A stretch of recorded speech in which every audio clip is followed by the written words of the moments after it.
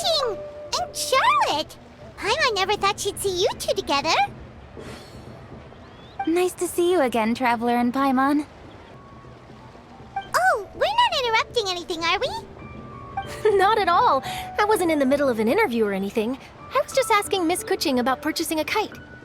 A kite? Are you buying some regional specialties to bring back to Fontaine? Well, yes. And... It seems you haven't heard yet. The theme of this year's Lantern Rite is kites. Oh, so that's why Paimon has seen so many floating in the sky. Liyue Harbor is always changing, so it is only fitting that Lantern Rite should change in turn. The Qixing believes it would benefit Liyue to build on our own cultural foundation by embracing the technologies of other nations. After all, it is said that the stones of another mountain may serve to better polish one's own jade. yeah, remember my business meeting with Tianquan Ningguang the last time I was in Liyue Harbor? That's what it was about. But all I really did was use my network to introduce Lady Ningguang to some interesting people. I'm not sure that quite counts as fostering cooperation. In the end, we decided to combine Liyue's traditional art of kite making with Fontaine's mechanical vertical lifting device. Mechanical lifting device? Sounds pretty impressive. But don't kites just use the wind to fly? Why would you need to add something mechanical? Well, you've actually just answered your own question, Paimon. How high and far a kite can fly depends as much on the weather conditions as on the skill of the person holding the string. But as soon as there's no wind, you can only flail about helplessly like a sweet flower medaka out of water. Experience doesn't matter at that point. Exactly. Liyue is now a nation ruled by humans after all. It's about time we had the power to make a kite fly, don't you think? Plus, the easier we can make it to enjoy, the more people will want to participate.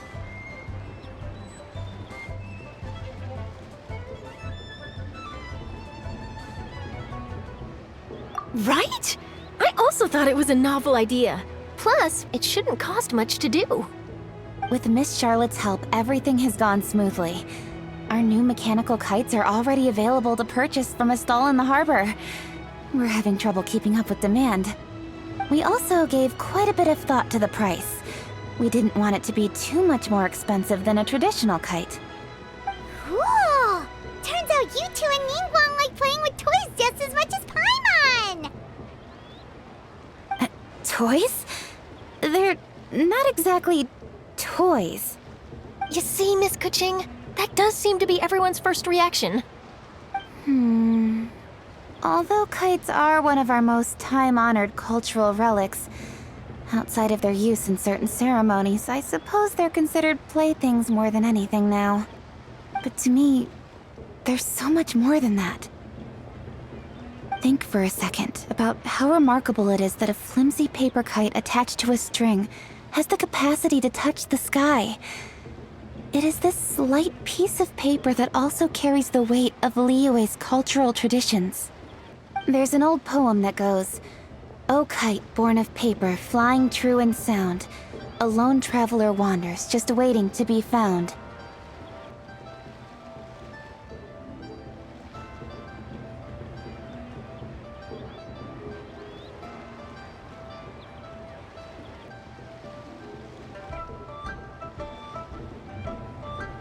In the past, poets from Liyue used kites to symbolize a feeling of longing, or evoke the peacefulness of idyllic rural scenery. If the people of today can derive enjoyment from this activity, they will not only be more likely to better appreciate the tradition, but also to pass it down to the people of tomorrow. That's the Kuching we know, always thinking 5 steps ahead of anyone else. Well said, Miss Kuching. I've learned quite a bit myself. As long as you're willing to listen, I'm happy to share. I also know quite a lot about the various folk traditions related to kites. For example, whenever a kite blew away, people would say it was the Adepti that summoned the wind to take it away as an offering. That way, you can turn an unfortunate event into an auspicious one. What about something more fun? Do you know anything like that?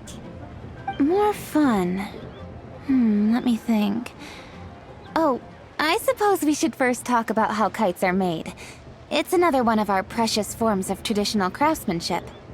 My grandfather told me that back when he was a boy, children learned the art of kite making step by step from their elders. First, you use the thin strips of bamboo to construct the frame. Then, you draw a design of your choice on a piece of paper, paste it onto the frame, and tie on the string. Then, you look towards the sky and release the kite to soar among the clouds. Some people write down certain names or desires on their kites, cut the string, and let them fly free. Others may place particular thoughts or meaning into the design itself. Are certain designs associated with certain meanings? I'm gonna jot all of this down. Well, for example, kites in the shape of a butterfly typically symbolize freedom, happiness, or the desire to break free. Fascinating. What else can you tell me? The scissor-tailed swallow is the most classic design.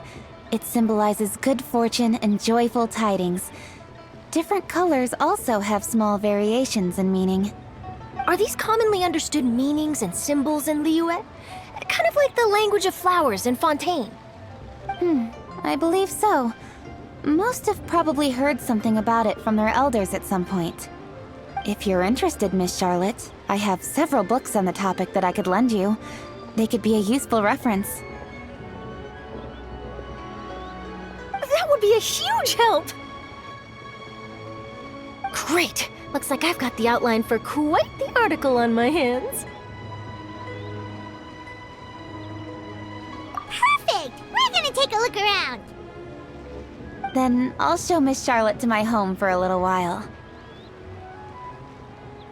I almost forgot. The Ministry of Civil Affairs is hosting a kite flying contest on the night of Lantern Rite. If you're interested, you're more than welcome to bring a kite and participate. The rules are simple. Whoever flies their kite the highest and furthest within the time limit will receive a special honor along with a secret prize. I've already prepared more than enough empty film for the event.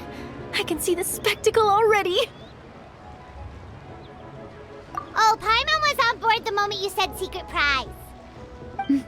Then I'll look forward to seeing your performance.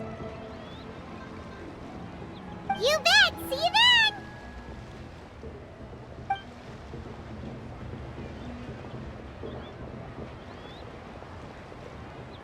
Wait, Traveler?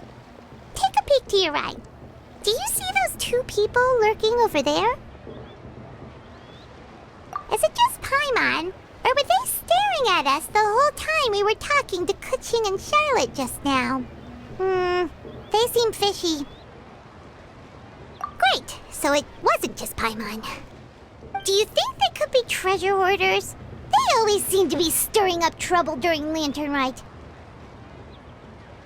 Oh, Paimon's sick of waiting around for something bad to happen. We should strike first, you know. Foil their plans before they even begin. You go right, Paimon will go left. Oh. It is with such an air of urgency that you appear before us. Your comportment suggests you believe us to have committed some heinous crime. Perhaps you could enlighten us as to your intentions. Whoa, where did this fuddy-duddy come from? You should be the one doing the enlightening, buddy. Don't think we didn't notice you eavesdropping. One look and we could tell you were up to no good. Tell us everything, starting with your name! One bears no secrets before two such as yourselves. You stand in the presence of the mighty and illuminated Adeptus, Moon Carver. For the purpose of this foray into the mortal realm, however, you may address one as Hojong.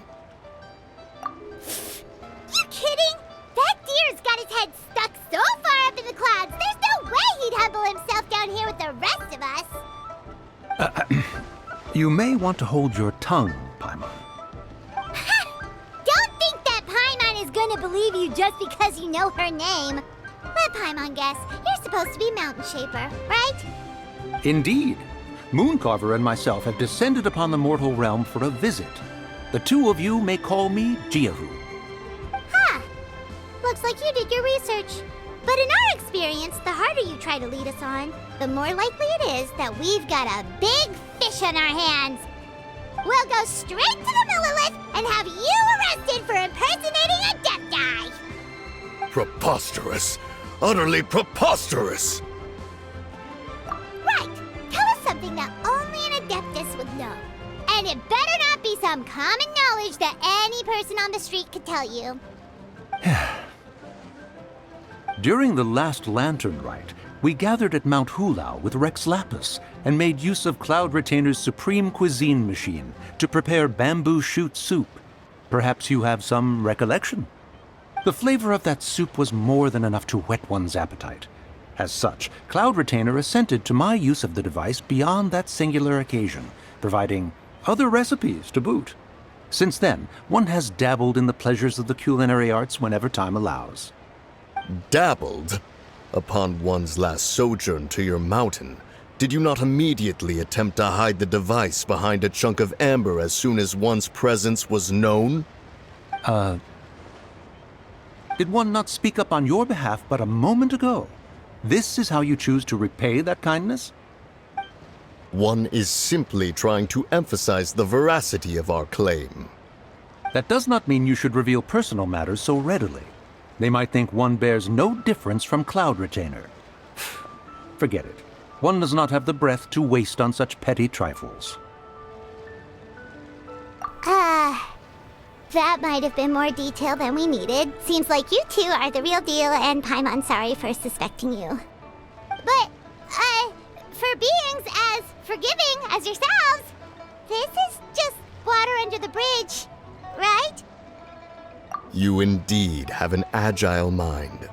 Cloud Retainer was not mistaken in her high estimation of you. Paimon's still curious about something. It's just... Paimon can understand why Mountain Shaper is here, but why did you decide to come to the city, Mooncarver? It's not really your thing, is it?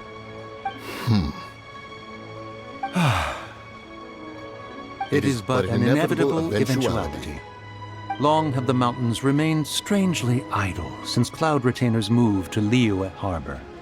With Lantern Rite near at hand, one would expect Cloud Retainer to provide us with an account of the festivities in advance. Yet to this day she has failed to appear. Cloud Retainer is hardly the forgetful sort. One must never rest idle in the face of that which demands action. And since our acquaintances dwell in Liyue Harbor, we had to travel here in human form to avail ourselves of their aid, Cloud Retainers in this case. But a moment ago, one heard you speak of a mechanical kite of sorts. It appears the essence of the situation has hitherto revealed itself. Now it is time for one to retire back to one's abode. So, you're not looking for Cloud Retainer anymore? Perhaps there are aspects of Cloud Retainer's temperament that remain opaque to young Paimon. Given one's understanding, one can only imagine the anger that now consumes her. Cloud Retainer is of a proud and arrogant disposition. She holds the belief that her skill in mechanics surpasses that of all others. One can be quite certain it is hardly with an open mind that she regards the arrival of this new technology. One surmises that she has shut herself away, refused all company, and buried herself in the study of her own creations. To call on her would only invite her rebuke. However, if you do happen to cross paths with her over the next few days, do pass along one's regards. Sure, leave it to us. Have a safe trip back, enjoy the scenery, and happy Lantern Rite! Thank you for your kind words. We shall now depart. We got all worked up for nothing, huh? All that trouble and it turned out to be people we knew all along. Well, it's still pretty early. Let's head over and check out the kite stalls. Paimon wants to see what kinds of kites we can buy to use in the competition. The bigger and prettier, the better. Welcome! Are the two of you looking to buy a kite? Would you like me to go over the different designs? Ooh, Assistant Count Swab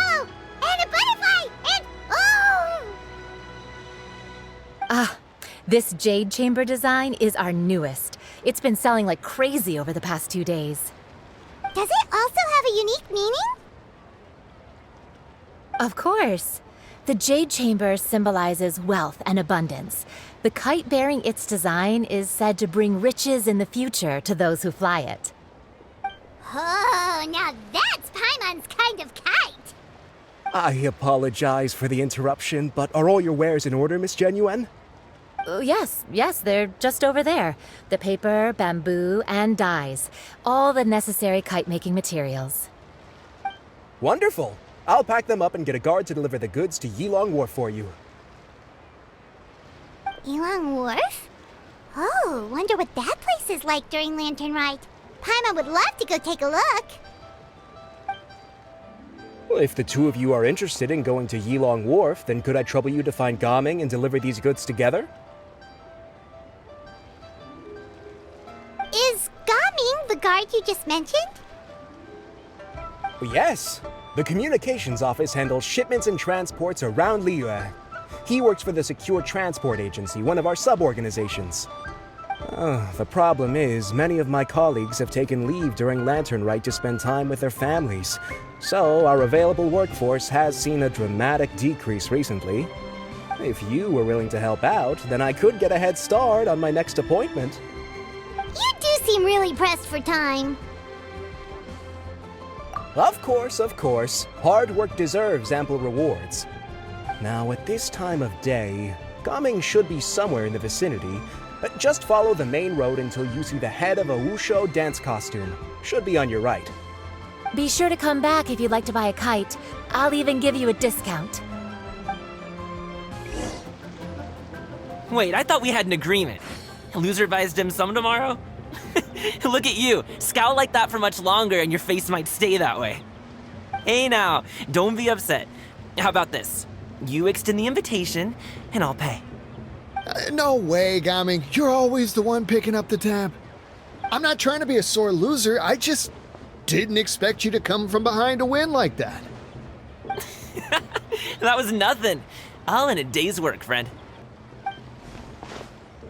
Perfect, Gaming is here.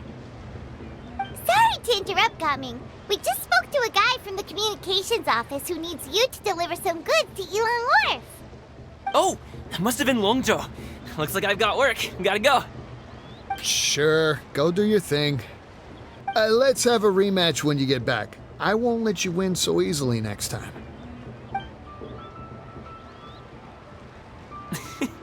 Alrighty, you can hand the goods over to me. Must have been heavy hauling them all this way. Let me take them off your hands. It wasn't that bad. It's just some kite-making materials. Plus, we didn't have to walk very far. Kite-making materials. I see.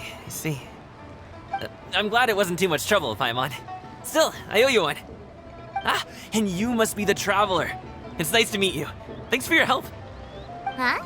You know us?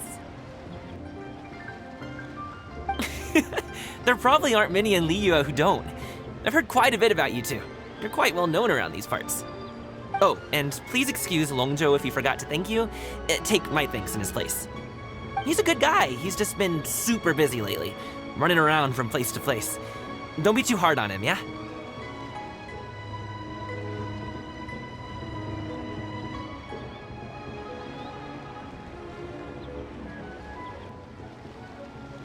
So, you here for Lantern Rite? Yep. It's always so lively this time of year. We were actually hoping we could tag along to Yilong Wharf and have a look around. Perfect! We'll go together then. I'm good with directions, so just follow me. Trust me, I know my way around. We can exchange stories, tell jokes, or just chat along the way. Oh, and there are a couple of good places to eat along our route. We can stop and grab a bite when it's time. The ingredients are fresh, the portions are generous, and the prices won't break the bank. You can order anything, and I promise, you won't be disappointed. Order anything? Hey, did you really have to call Paimon out like that in front of our new friend? Don't worry, I understand. I joke around like that with my friends, too. It just shows how close you are. Do you need to pack anything up before we hit the road? I can wait. Nope, our things are always packed and ready. We're pretty much travel experts at this point. Oh, that's right. Then let's get going. If we run into any trouble, you can count on me to protect you. I am a guard, after all.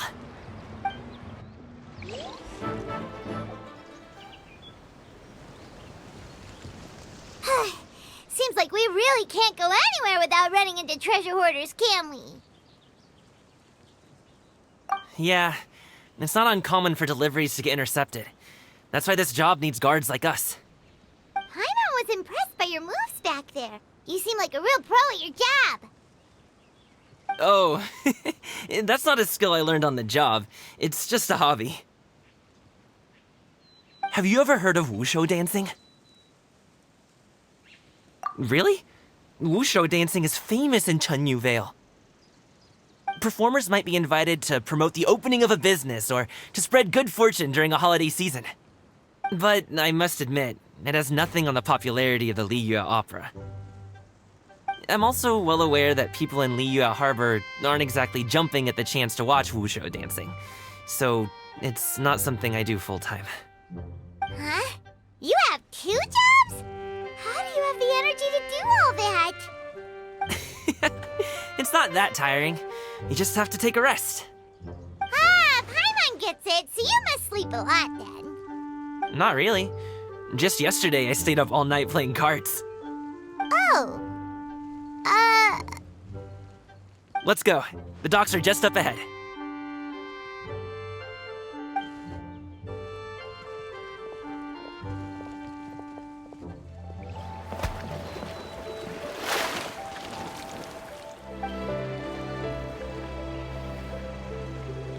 Finally, we can rest. Ooh, Paimon's shoulders are so stiff. And her stomach so empty. Sorry. Did I push the pace a bit too much? I mean, you were the ones who said you were travel experts. Liu is just too hilly. Floating up and down so much. Where's Paimon out? Oh, Paimon was finally satisfied and now her poor stomach's empty again. Aw, would you like some winter melon cake? I have some on me that I bought from a store. Yes, Paimon will take all you got. You might want to pace yourself there, or you'll be too full to eat a proper meal later. Paimon never gets too full. Just like you apparently never get tired, no matter how far you walk or how many jobs you work. Ah, I see. Then here you go, Paimon. And for you, traveler. Enjoy. And here's some for you too, Uncle Bosu. Don't think I forgot about you, my friend. I'll just set it to the side here for you.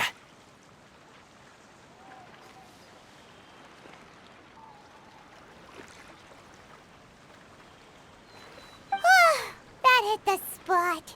Paimon thought she was going to starve to death for a minute there. That close of a call, huh? I've been eating winter melon cake ever since I was a kid.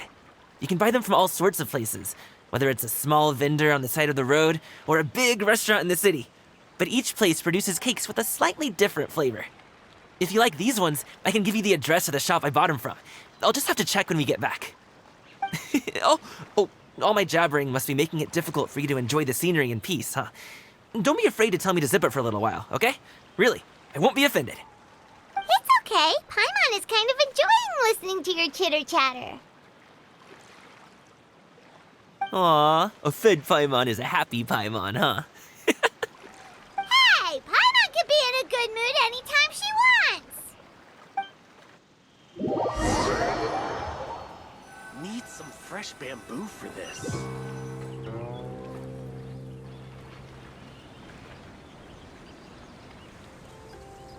Woohoo! We're here! Don't forget your things, and watch your step as you get off the raft, or you're in for a swim. Thanks for the ride, Uncle Bosu. You take care of yourself now. I'll see you some other time. Okay, follow me. This way is fastest. We'll have to take the elevator up to the secure transport agency.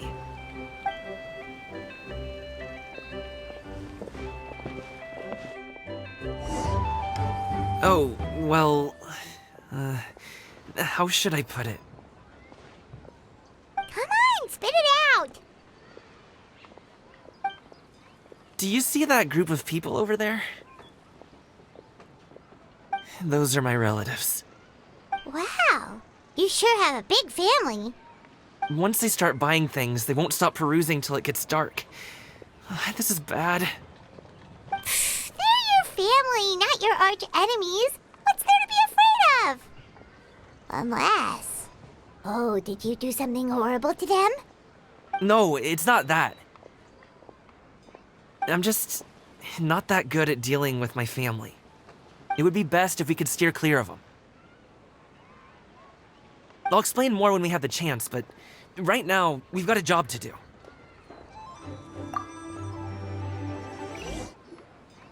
Wow, you guys are good. I'm impressed. That was nothing. It was a piece of cake. Oh, winter melon cake to be exact. You really liked it, huh? Ooh, you know what? I'll buy you a whole bunch and pile them so high you could swim in them. As long as you don't wind up drowning, Paimon. Hey, Uncle Jirgui. These are my friends, the Traveler and Paimon. They came to deliver some goods with me. So, I guess I'll go ahead and take these over to Uncle Yongzan then? Yes, thanks for your hard work. I should thank you both for your trouble as well. Please take a seat and rest for a bit. I'll prepare some tea. No need. We'll be off soon anyway. Hey, we're already here, aren't we? No harm in taking a load off for a bit. Plus, I know the Secure Transport Agency has some great Songhua tea stashed around here somewhere. I promise you, one sip and you'll be hooked. Anyway, you just sit down and relax, Uncle Jirgui. Who would I be if I just sat here and let you go through all this trouble? Leave this to me. I have to be up and about to drop these goods off anyway. What's a little extra time on my feet? Oh, you aren't too picky, right, Traveler?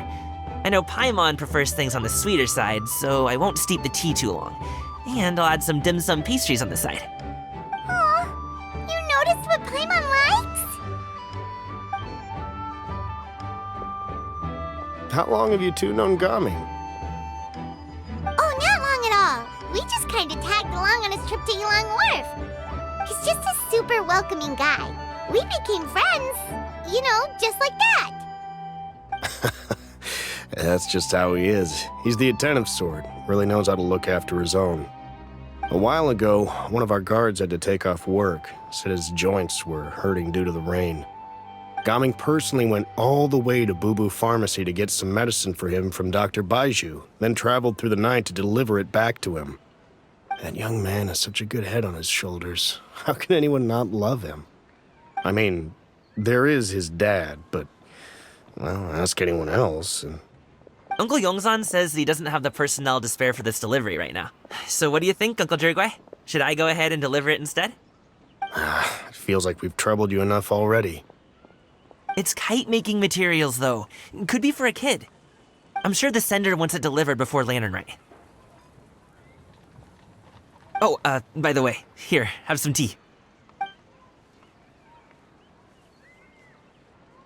All right, then. Deliver it if you want to. Ooh, are you free in 2 days? How about we grab some dim sum from Xinyu Kiosk? My treat, and don't even think about trying to pay. Whoa, that's way too generous of you. Don't mention it. Just think of this as a thank you for all your help. Besides, the thing between me and my family, it's a long story. It might take some time to tell. Sounds good. Paimon never says no to free food. All right, then I'm off. See you in 2 days. Oh, and Paimon, make sure not to eat too much before then. Don't say I didn't warn you. Is he underestimating Paimon? She's just gonna have to show him how much she can really eat. Anyway, is Gaming's family situation really that complicated? He has such a happy-go-lucky personality. Plus, he's an enthusiastic and diligent worker. It's hard to imagine a guy like that being troubled by much. How should I put it? Since he already plans to tell you himself, you don't need an old man like me to add my 2 cents. You seem to be around the same age, so you might have a lot in common. Perhaps you could help him talk things through. Consider it a favor to me. If you have the time, maybe you can make a little flag for us to wave about.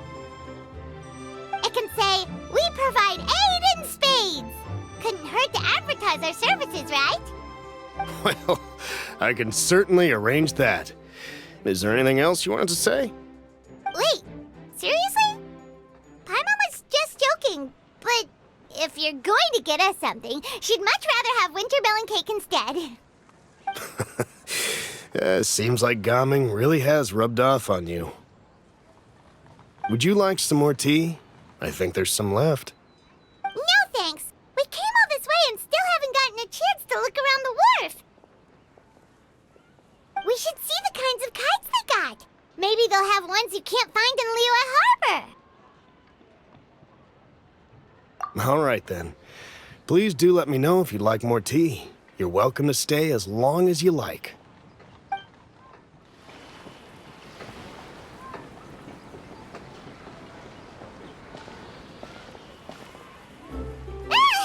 What are you doing here?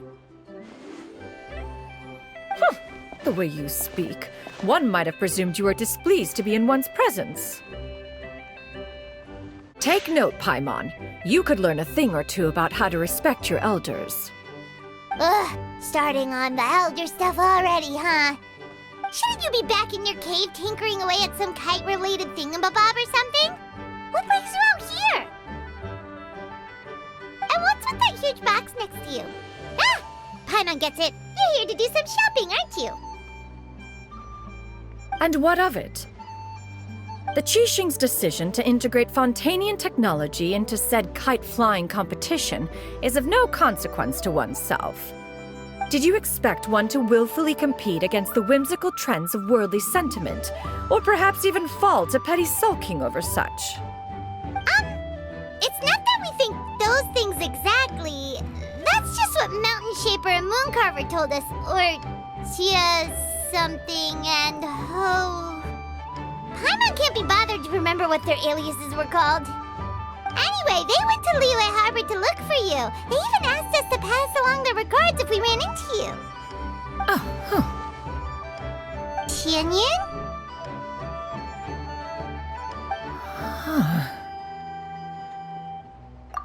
It appears time has quite flown since one's arrival in Liyue Harbor. How could one have forgotten about those two old fossils? One shall have to bring them back some divine herbs to atone for this slight. Nay, given that one has ventured all this way to Yilong Wharf, tea would be more advisable. A great thought has illuminated one's mind once again. One is reminded that certain purchases have yet to be made. Perhaps you two could wait here whilst one performs this task. It'll be but a moment.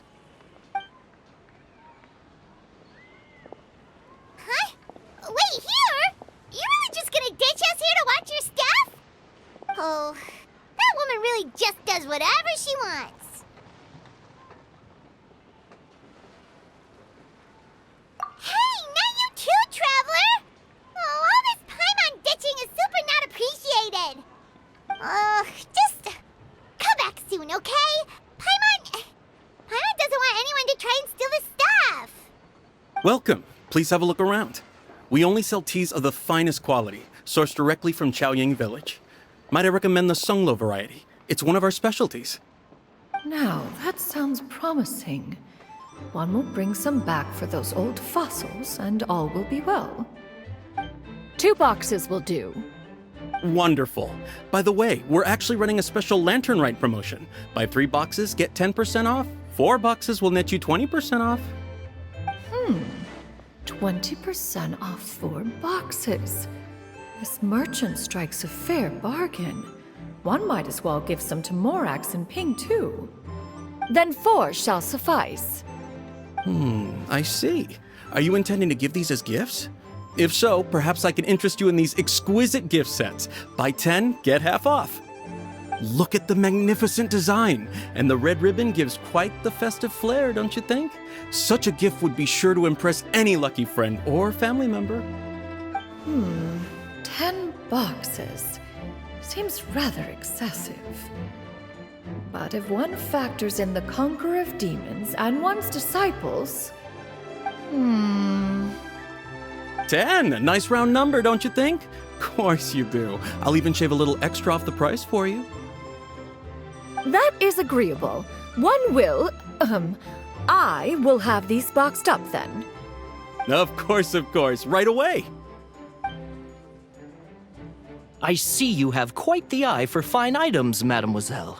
Perhaps some of my wares might also be of interest to you. I'm a toy merchant from Fontaine. You'll get nothing but the finest and most intricate clockwork toys Mora can buy here. Each one sure to be a source of endless amusement.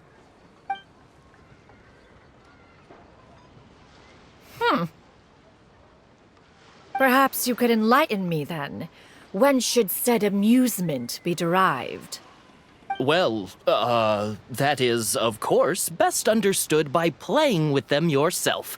If you could wait just a moment, I can bring one out and give you a demonstration.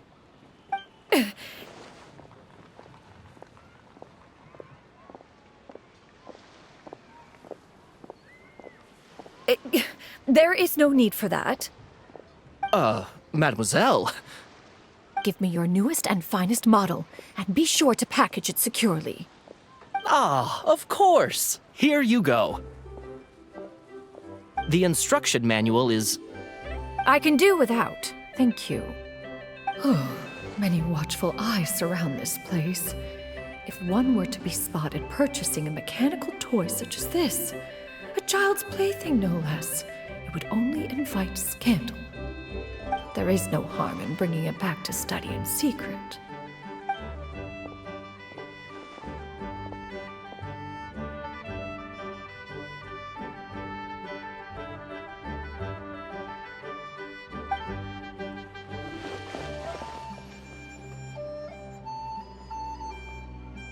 Oh, Xianyun, did your shopping go smoothly?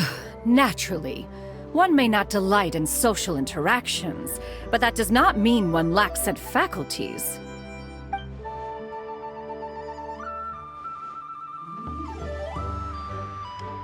And you two? Are you not here to purchase things? We just haven't had time yet. It doesn't look like there are any kite stalls around Elong Wharf, but it does look like there are lots of goods from Fontaine.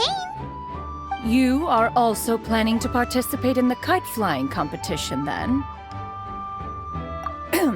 One means to say, you along with all the other youths. One has been entreated to share one's kite-making expertise, and indeed, there was little one could do about such persistent supplication. One moment energetic and earnest, and dejected the next.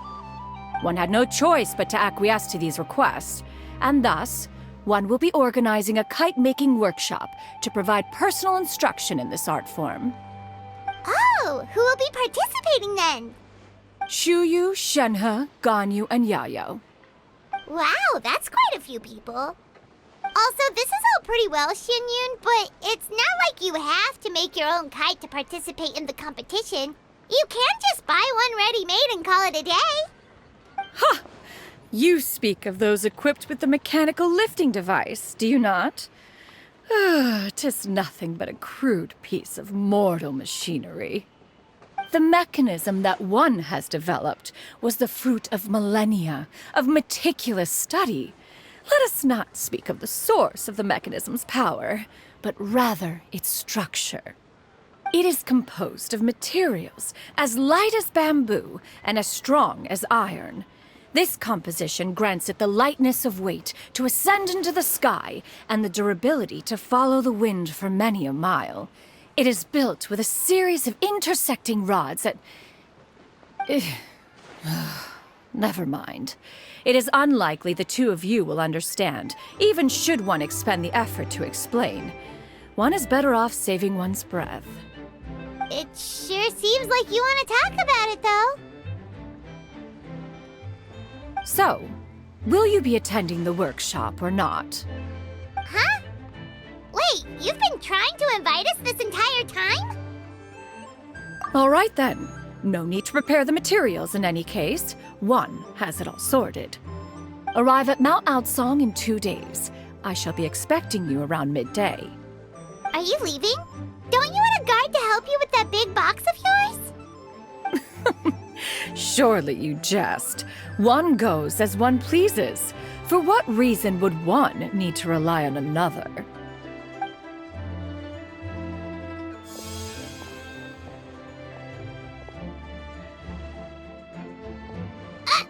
It can float? What kind of invention is that? One calls it the floating toting device.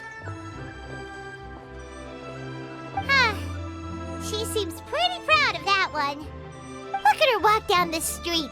She seems so confident, but everyone around her is looking at her all funny. Paimon wonders... never mind. But anyway, that box of hers seems to be full of those mechanical lifty thingamabobs.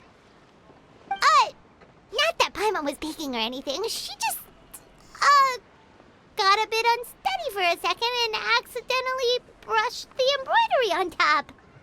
And wouldn't you know it, all the stuff inside almost came bursting out. Paimon even went out of her way to keep it all together.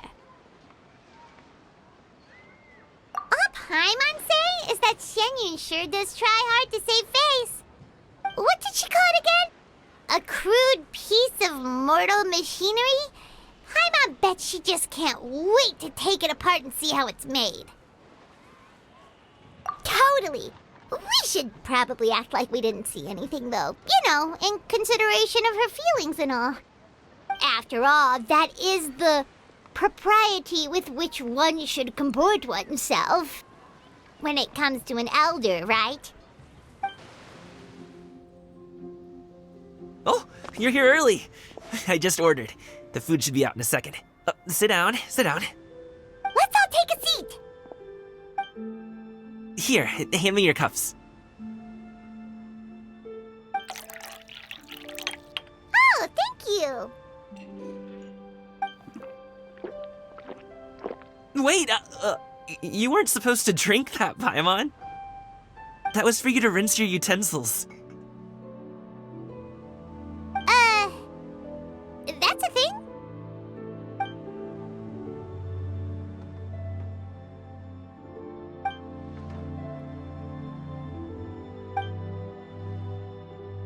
Wow, so much delicious food.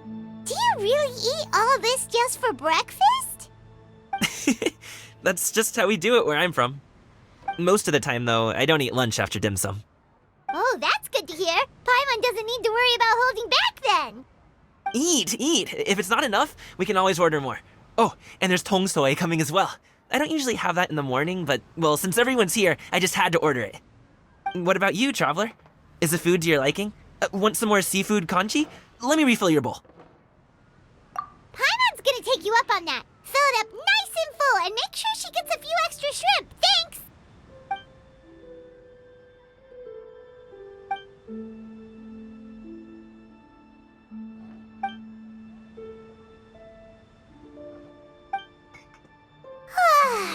So full.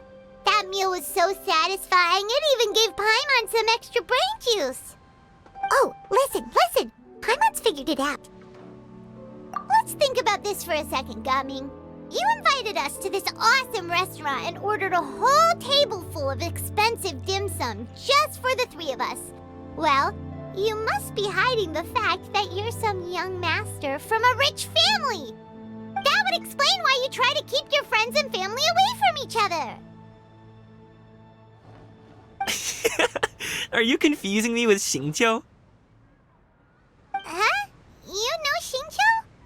You sure know a lot of people. Well, when you're on the road as much as I am, you hear all sorts of rumors. Sometimes they're true, sometimes they're not. What it comes down to is being able to tell the difference. More often than not, that means knocking on some doors to find out for yourself. Oh, you truly are a man of many talents, young Master Gaming. Okay, enough with the teasing. Sorry to burst your bubble, Paimon, but you're wrong about my family situation. What? Oh, Paimon, thought she was onto something there. My dad is just an ordinary tea merchant. Small-scale stuff, you know? It wouldn't even make sense to mention his business in the same breath as the Feiyun Commerce Guild. My dad... he always wanted me to inherit the family business, to be a merchant like him. But that's just not who I am. It's not who I ever wanted to be.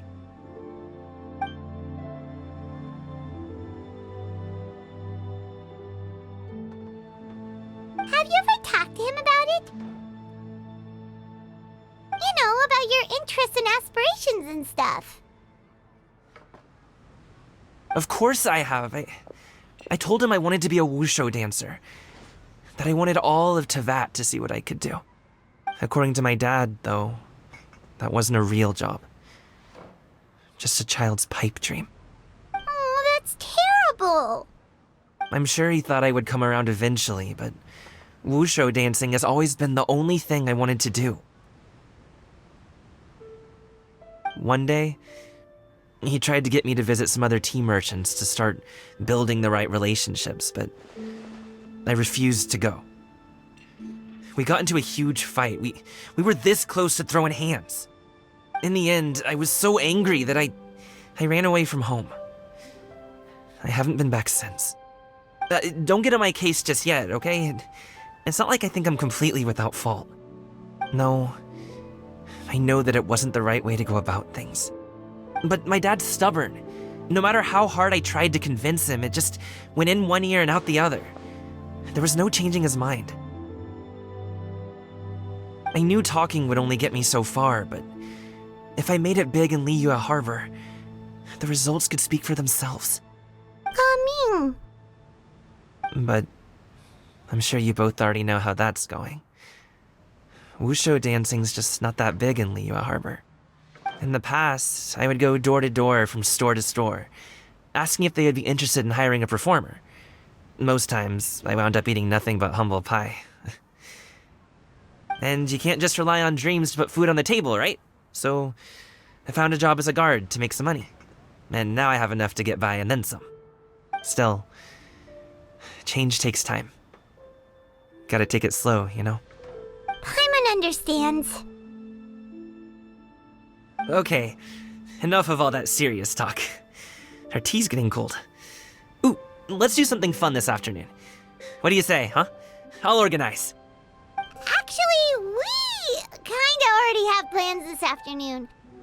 We told Chэньyui that we would go to her kite-making workshop. Oh?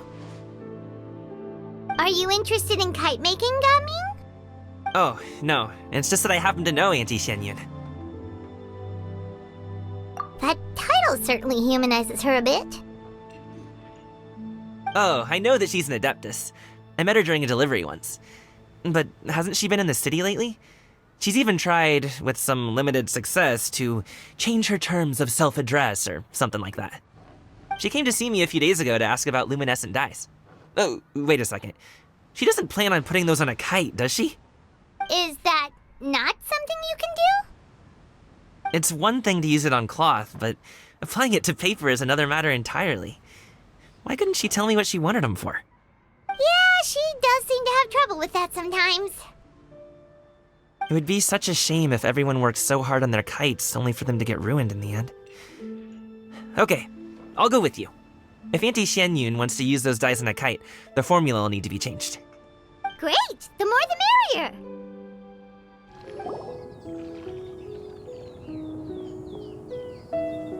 Ganyu!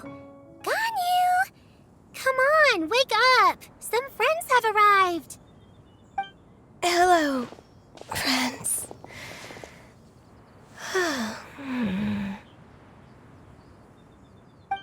Ganyu!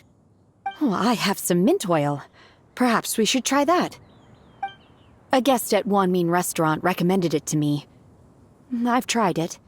Its stimulative effects are much stronger than what can be achieved from chewing on mint leaves alone.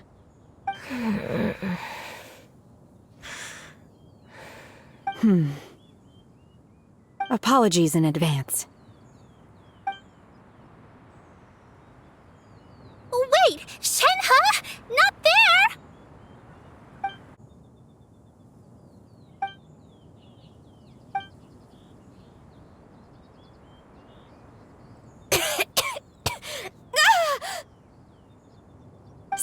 It worked.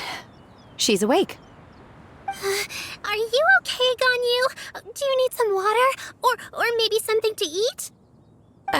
I'm fine. I just feel chilly all over. Huh. Was it that effective? Chilly, huh?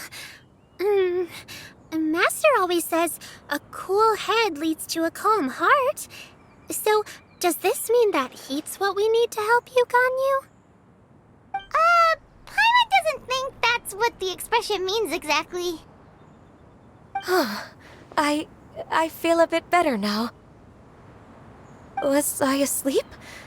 Must have been around the time I usually take my midday nap.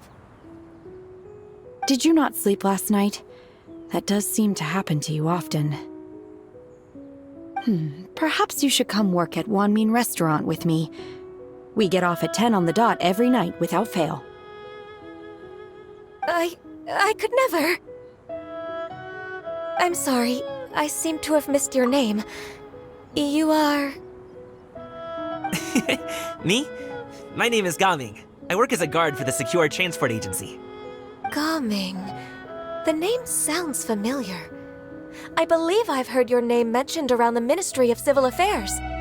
People tell me you're an extremely enthusiastic worker, and you are very generous with your help.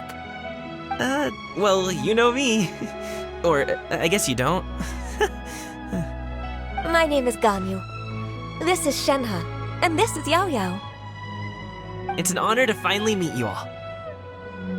Oh, you must be here for Auntie Xianyun's kite-making workshop, right? Yes. I have neither made nor flown a kite before. As long as Master is willing to teach, I am willing to learn. Me too! I want to participate in the kite flying competition with my best friend! Plus, it's more meaningful if you make the kite yourself, right? Your best friend didn't come with you?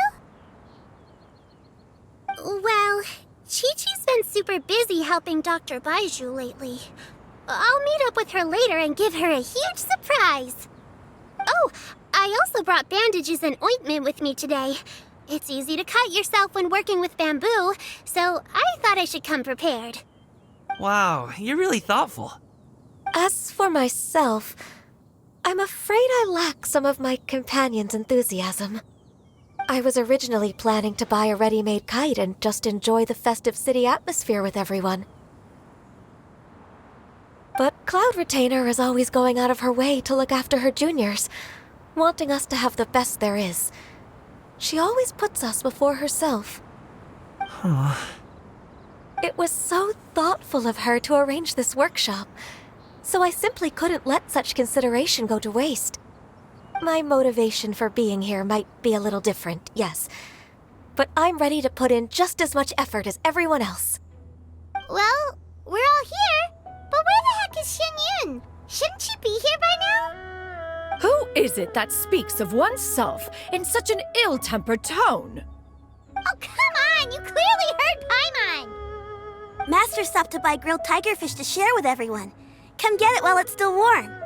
Oh, Paimon, sorry, Miss Illuminated Bird!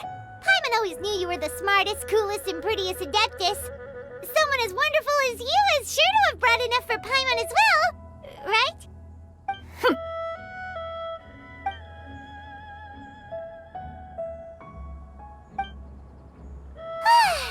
So delicious.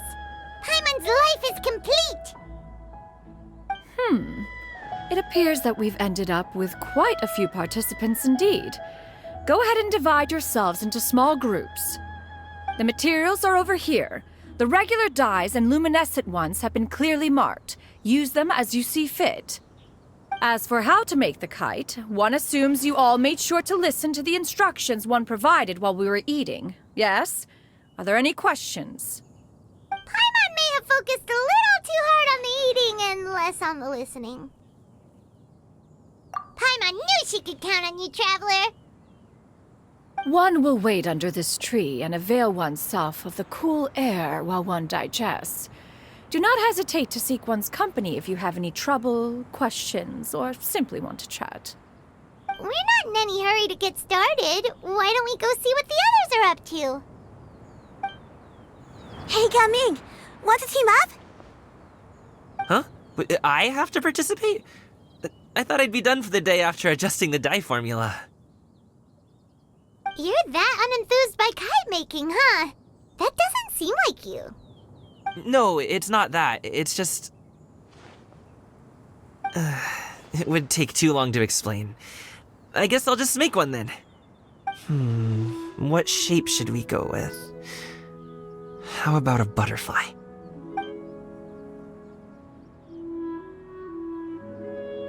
What do you think, Shuyu? Is there a particular design you want? I want a swanee! That might be a little hard to pull off. True, but I still want to try. They're super cute. Okay, it's decided then. Shenhe, it would be great if you could refrain from putting things on my horns from now on. They're really quite sensitive. I see. My apologies. I shall remember that in the future. Thank you. No harm done. Good. Could I touch them just once more, though? No oil or anything this time. I've just always wondered what Miss Ganyu's horns feel like. Huh? Please, I told you. Just call me Ganyu. Well, alright. Just be gentle. Firm to the touch with no discernible temperature. Oh, not unlike certain medicinal plants I've eaten before. Oh, still, Ganyu appears to be shaking like a cat whose whiskers have just been touched. I should stop. I see. Then I'll apply the oil to your forehead next time. Oh, no need. I'll just refrain from taking afternoon naps outdoors. Anyway, we should probably get started on our kite. It won't be long before Cloud Retainer comes to check on our progress. Perhaps we should just choose the most traditional style. Okay. Well, they seem to be getting along swimmingly. Let's not disturb them. Auntie Cloud Retainer, look! Am I doing it right? Very good. Your frame is nice and sturdy. This design, is it a finch? Yep. One is looking forward to seeing your finished product. What color are you going to make it, Yao Yao? I haven't decided yet. If I make it blue, it'll be more like my friend. But if I make it gold, it'll be more like me. If you are asking for one's own opinion, one would advise choosing gold. When giving a gift, the key consideration is the recipient's feelings, is it not? One imagines your friend would much prefer a kite that reminds them of you. Oh, hey, I never told you the kite was for Chi-Chi. How did you know? With age comes wisdom, child. One simply has a way of knowing things. Oh, cool. Thanks, Auntie Cloud Retainer. I'm gonna start painting it gold right now. Good. One will watch. You two seem strangely unoccupied. One was under the impression that one was supposed to be doing the relaxing. Is your kite finished? We actually haven't started yet, but we're going to start, right now. First, we have to decide on the shape. Hey, what are you laughing at?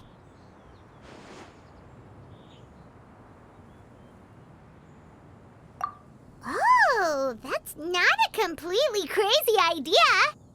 If nothing else, a Paimon-shaped kite could at least make sure you never get lost on your travels and always find the tastiest food and funnest things to do wherever you go.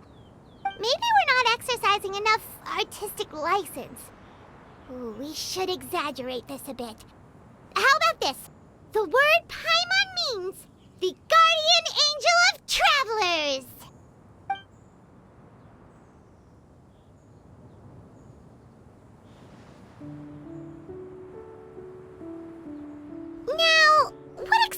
guidance should we give her, since the kite is going to be flying super high in the sky?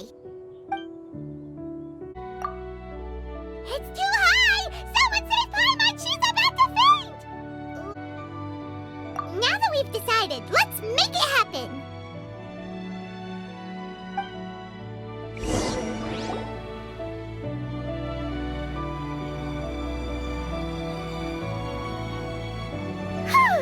It's done! Paimon has to say, Kite Paimon might even rival real Paimon in terms of cuteness. Now we just have to attach the string, right? All right, gather around, everyone. Oh, Chэньyu's calling us!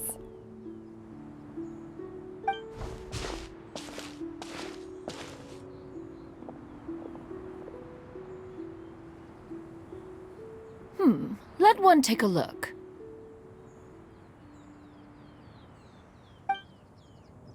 Wow! Ganyu and Shenhe made a scissor-tailed swallow! It's so pretty. Yep. The coloring makes it look a lot like Master. If the tail wasn't split in two like that, it might even be a spitting image. If you look closely, there are a few spots where the colors go outside the lines. Did you doze off while painting it, Ganyu? I did the painting. I stared at the paper for quite some time, but I simply could not recall the coloring of any bird. Except Master. Or should I say that I'm too familiar with her crane form? Even when she stands before us in human form, all I can see is blue and white.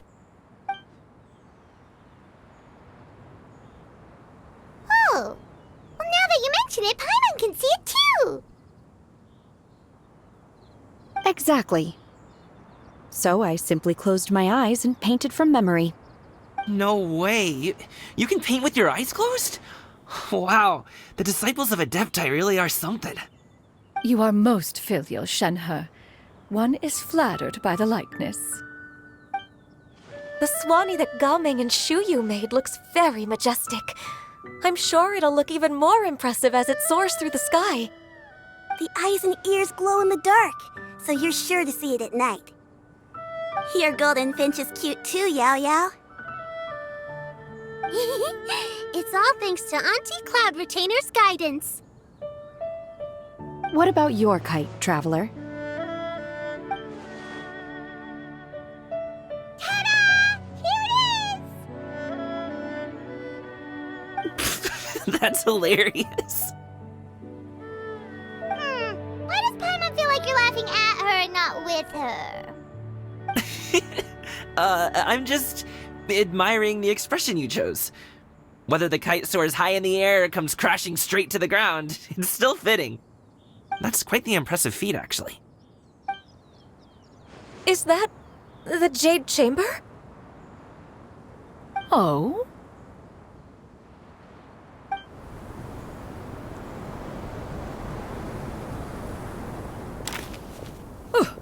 Who dares attempt such a flagrant display of impropriety by releasing a kite into one's territory without one's permission? Oh, and to do so by making use of this crude piece of mortal machinery. One simply must know who it is that possesses such impertinence. Continue attaching the strings, everyone. One will be but a moment. Cloud Retainer? Traveler, Paimon, could I trouble you to go after Cloud Retainer? Master's going to be okay, right? I'm more worried about the person who released the kite. This Fontanian device of mechanical motion is quite curious indeed. Now is hardly an opportune time for your musings. Someone among us was not sufficiently attentive, and now the kite has vanished. Calm yourself. Do you have any recollection of its last location? One believes it drifted in the direction of Mount Outsong. Perhaps it is mere happenstance, but one feels a certain sense of dread at the thought. Your concern is misplaced, surely. Cloud Retainer is either in the city looking after her disciples, or secluded in her abode attending to her research. she will not notice that kite. On the subject of said kite, however, one simply must remark on the genius of its windlass lift technology. One cannot help but surmise that its ingenuity rivals that of Cloud Retainer's creations. Still thy tongue. If Cloud Retainer were to hear you profess such a thing, we can both say farewell to any further use of the Supreme Cuisine Machine. One presumes that this kite belongs to you. Huh? Regard the situation with which we are now confronted. This is all your fault. One's fault? One seems to recall that releasing the kite was no solitary endeavor. Say something, Mountain Shaper. Surely you can think of something to appease her. Further explanation shall only fan the flames of her wrath. It would be better to stay silent and retire at the earliest opportunity. We can hardly avoid her forever. That may suffice during Lantern Rite. But what about the Moon Chase Festival? Sooner or later, she will discover our true identity. Hello? Go retrieve the kite. Absolutely not. You retrieve it. That is not our kite. Oh, so an adeptus such as oneself is mistaken then? Ah, you're an Adeptus? Please forgive us for any impropriety. I truly possess no inkling of who could have released a kite into your esteemed domain. Pray, who could be responsible for such wanton behavior? Verily, verily, we were but delighting in the surrounding scenery. This locale is home to such exquisite... mint! Well, and if that's all, then we'll just be on our way. We finally caught up. You sure do fly fast in your illuminated bird form, Chényun. Mooncarver? Mountain Shaper? What are you doing here? You! Okay, now Paimon's getting a weird vibe. Did she say something wrong? It is of no consequence. Long has one seen through their disguises. One was simply curious as to how long they would keep up the act. Then you are not angry? How could one feel anger at the sight of two old friends enjoying themselves? One is also well aware of how enticing these city novelties can be. We were simply consumed by a fit of festive spirit. Seldom do we get the opportunity to partake in the delights of the times. However, we are far from being as adept as you in matters that require a deftness of hand. No worthy kite could be born of our own making. Thus, we could only take the convenient route, so to speak. Your prowess in mechanics is unparalleled, Cloud Retainer. You wield the wind and waves themselves. Your singular talent stands unmatched across the land. Of this, we are well aware. One has guests to attend to. We will have to convene again some other time. Traveler, Paimon, do try to keep up. We're leaving already? All this flying from place to place is wearing Paimon out.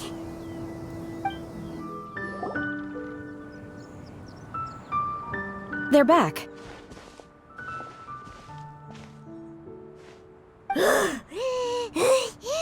Paimon's pooped. Hi. Why are there only two of you left? After you left, Yao Yao and Shu Yu tired themselves out playing with their kites. Gao Ming offered to escort them home. Before he left, he said something that I don't quite understand. Oh? What did he say? He said, a kite is always tied down no matter how far it flies or how high it soars. Its tether prevents it from ever truly flying free. He looked quite dejected as he said this. Now that you mention it, Gao Ming did seem to have a rather strange attitude towards kites. A reflection of himself. If I were a kite, I would cherish that tether as a symbol of kinship and the bonds that tie us and... Shenhe? It may be an exceedingly slim and distant connection, but lose it, and you lose that which links you to home. If Gaming truly sees a kite as a reflection of himself, then I fear I understand his words even less. Well, people often have different points of view depending on their mindset and experiences, right? It's actually quite normal. Just like some people can eat spicy food, but others won't go anywhere near it? Exactly. That's why tolerance and understanding are as important as they are. Tolerance and understanding? What brought about this conversation? Did one miss something? We were just chatting. You don't have to butt in on every little thing, you know. Where were you anyway? One was merely doing a bit of cooking. Night fast approaches. If you are otherwise unoccupied, one would entreat you to stay and eat before you depart. Oh, it's been so long since I've had the chance to enjoy your cooking, Cloud Retainer. Worry not. One has prepared a variety of meat and vegetable dishes. One is more than familiar with everyone's culinary proclivities. Shenhe, Ganyu, come with me. Whoa, what's with all the secrecy? You're not trying to play favorites, are you? If you're ready to serve the food, we can help too.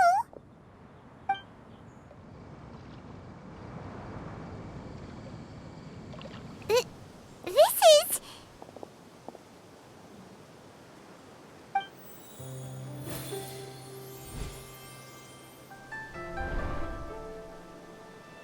Oh, I can feel the wind brushing against my legs. This is a bit embarrassing. Is the headpiece secure?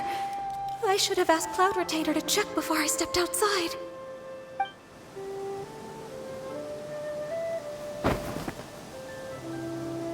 How do we look? Huh? She asked them just like that? You look pretty too, Ganyu! Oh, how should Paimon put it? You both look so elegant and refined! Those outfits really suit you both.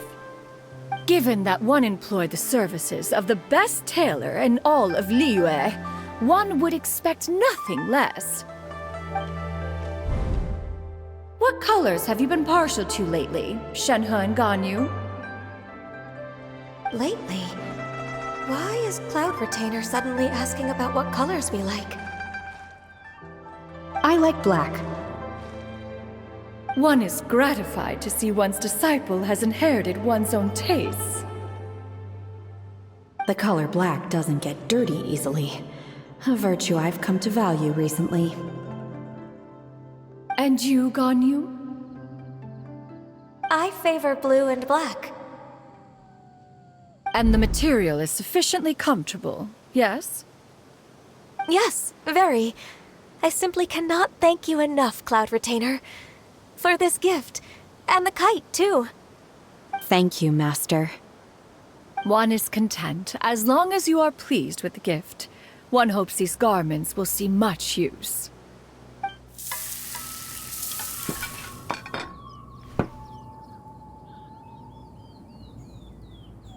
Seems like your supreme cuisine machine is just getting better and better, Xianyun! This golden crab's particularly good. The shell's deliciously crunchy, and the meat inside is so succulent and sweet! Paimon can't stop eating. It's a good thing Gaming isn't here, or Paimon would have to duel him for the food. You know, with chopsticks. He traveled all this way on account of the kite-making workshop, and he spent the whole afternoon looking after Shuyu. One was hoping to treat him to a meal. Oh well. One will just have to extend one's thanks in person. It's rare for someone to make such a good impression on you, Cloud Retainer. One has high standards. He appears to be a young man of much merit, and one is not the type who would see such potential squandered. It appears that he wishes to break free from the kite string that tethers him. Kite string? Huh, what strange metaphors you speak in, Shenhe. Ever since you returned from one mean restaurant, your turns of phrase render one at quite the loss. Where do we even begin? Oh, do you know about the conflict between Gaming and his dad, Xinyun? One has only heard that the two are not on good terms. He ran away from home and hasn't been back since. Oh? Ran away, you say? Huh. One believes we would all benefit from a more thorough retelling. Start from the beginning. Oh, okay. Paimon just hopes he won't mind. What? This shall not do. Lantern Rite fast approaches. We must make haste. As one was contacting various tailors around Liyue, one could not help but be reminded of Menogias. He possessed a singular talent for clothing design. He had an exquisite eye, not just for fabric selection and color pairing, but also for what accessories could best accentuate a garment's overall styling. At a gathering of Adepti, Bonanis once complained in secret to some of the ladies in attendance that the skirt Menogias made for her was too long and impractical, lamenting that it would only hinder her in battle. However, when one asked Menogias his opinion, he remarked that the train of the skirt would serve to enhance her adepto countenance by exemplifying a certain elegance. Menogias was that type of person. When it came to topics relating to garments and accessories, not even Rex Lapis could best his stubbornness. And later... one seems to have strayed off topic. One means to say that Lantern Rite should be a day of reunion. It is a time to address problems before they turn into regrets. Fate is fickle. The cruel reality of this world is that suffering and misfortune can befall any of us without design or reason. If there is a chance for young people to remain insulated from this reality, one should do one's utmost to make it so. That's nice and all, but... Do you have any ideas, Cloud Retainer? Perhaps adeptal arts could be of use. No. Mechanics, perhaps. One fails to see its use in a situation such as this. Is there anything I can do to help? Combining our efforts is a fine idea indeed. Aha! One has an idea! How about this? Does that make sense to everyone? Yep. Oh, Paimon really hopes this works. One's designs never fail. Now then, I counsel rest for all, and to make the necessary preparations. One shall see you in 2 days.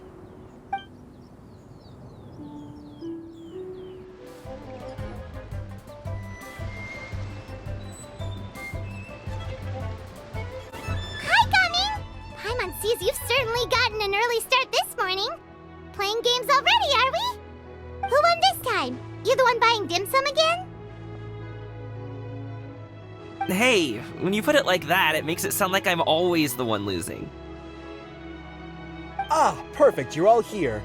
There's an important commission I need your help with. Alright, I've got the time. Where are the goods? Well, it's not just goods this time. I need you to escort a tea merchant and their wares from Chaoying Village to Liyue Harbor. A very important client has requested to meet with him. Sure. What's this merchant's address? Well, here. If the client's that important, then this must be a very crucial, very pressing commission, right? Of course, the sooner you complete it, the better. I would advise you to depart as soon as possible. All right, don't work too hard now, Longjo. We'll set off then.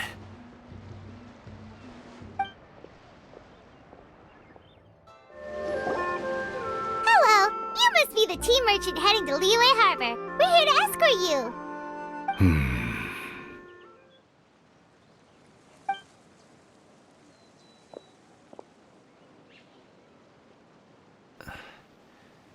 Dad? Oh, so you're Gaming's father. It's nice to meet you. Just leave this delivery to him. Trust Paimon, he's got this in the bag. Gaming is super good at what he does. Everyone at the Secure Transport Agency says as much. Even the Ministry of Civil Affairs has nothing but good things to say about him. Seems like you've made some sort of name for yourself at least. The goods are all in order? Yes, they're all here. Then let's get going.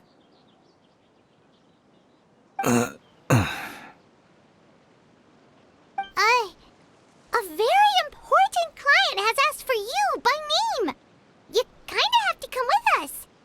Paimon doesn't know how we would explain ourselves if you just didn't show up. Plus, you'd be missing out on a huge money-making opportunity. I see. I suppose I will have to trouble you all to escort me, then. Let's go.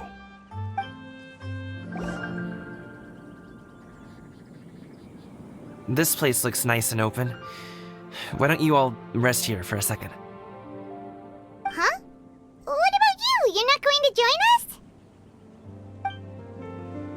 I'm not tired. I'll keep watch. Oh, but... Just let him go.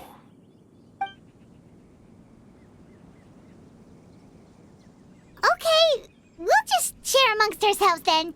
Did you know, Uncle Ip, that the flavor of these cakes changes depending on... Halt! Who goes there? It appears that one's movements were overly conspicuous. Enough of your musings. Focus. Focus on the matter at hand. Present your exquisite ornaments at once. Indeed. Bring them forth readily and without protest. Ah! What do we do? It seems as if these two are acting alone. It won't be difficult to subdue them, but they might have something else waiting in store for Dad. The best way to keep him safe is... Leave this to me. I'll handle them. Traveler, Paimon, take my dad and the goods away from here. No, Gaming. It's too dangerous. This is what I do.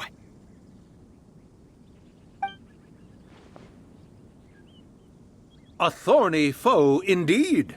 Let us depart and seek a target softer in blows and disposition. Don't think I'm gonna let you off so easily. Away! Let us away! Gaming! Don't worry, he's a great fighter. Paimon's even seen him take down a dozen or so treasure hoarders all by himself. But, Gaming, If he had just stayed by my side and learned the family trade, he wouldn't have to put himself in such dangerous situations.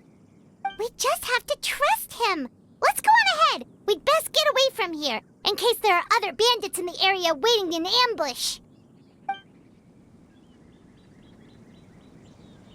All is going to plan.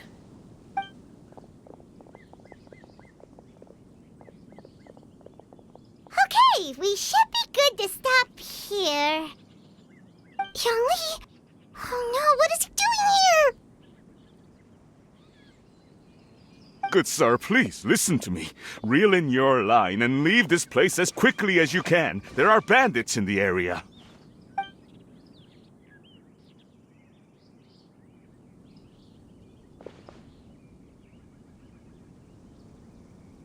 Bandits? Acting in broad daylight?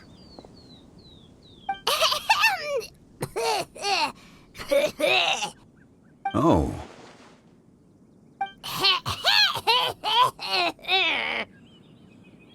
Ah, I see. It appears many people are catching a chill as of late. If your throat is bothering you, Paimon, perhaps some tea and rest are in order. Nope, no need. Paimon's fine. She just, had some cake stuck in her throat.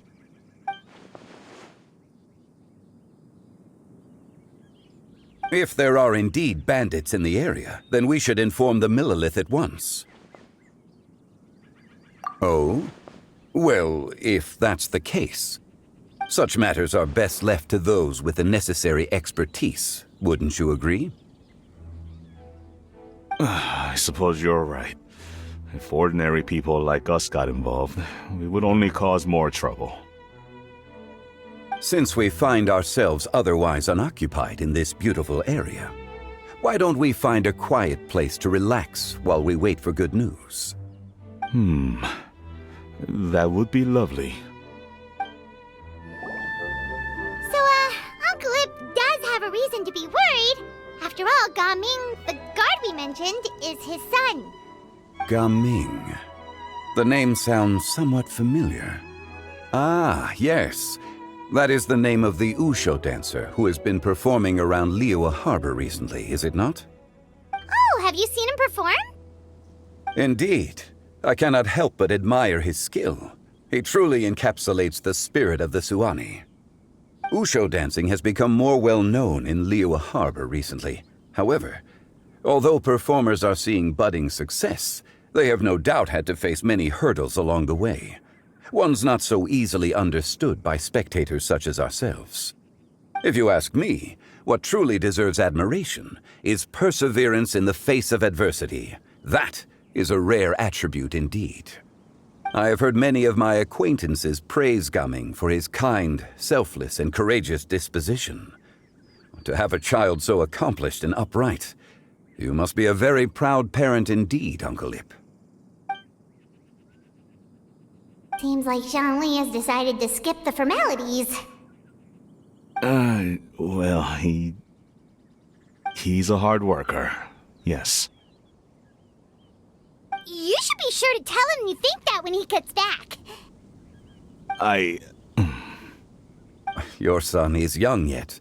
It's normal for someone his age to be a bit hot-headed. It's understandable to find talking about such things in person difficult. If there's a particular sentiment you wish to convey, perhaps we could pass it along for you. No. It wouldn't be right to ask that of you. This thing between us has festered for many years now. In truth, there are some things that simply aren't easy for us to talk through. I've been in the tea business for most of my life, and I always hoped my child would do the same. Otherwise, how would he support himself? Over the past few years, I heard how well he was doing for himself as a guard. How his work was taking him to farther and farther off places. I also heard that he never gave up on Wushu dancing. It made me happy. But I was also worried.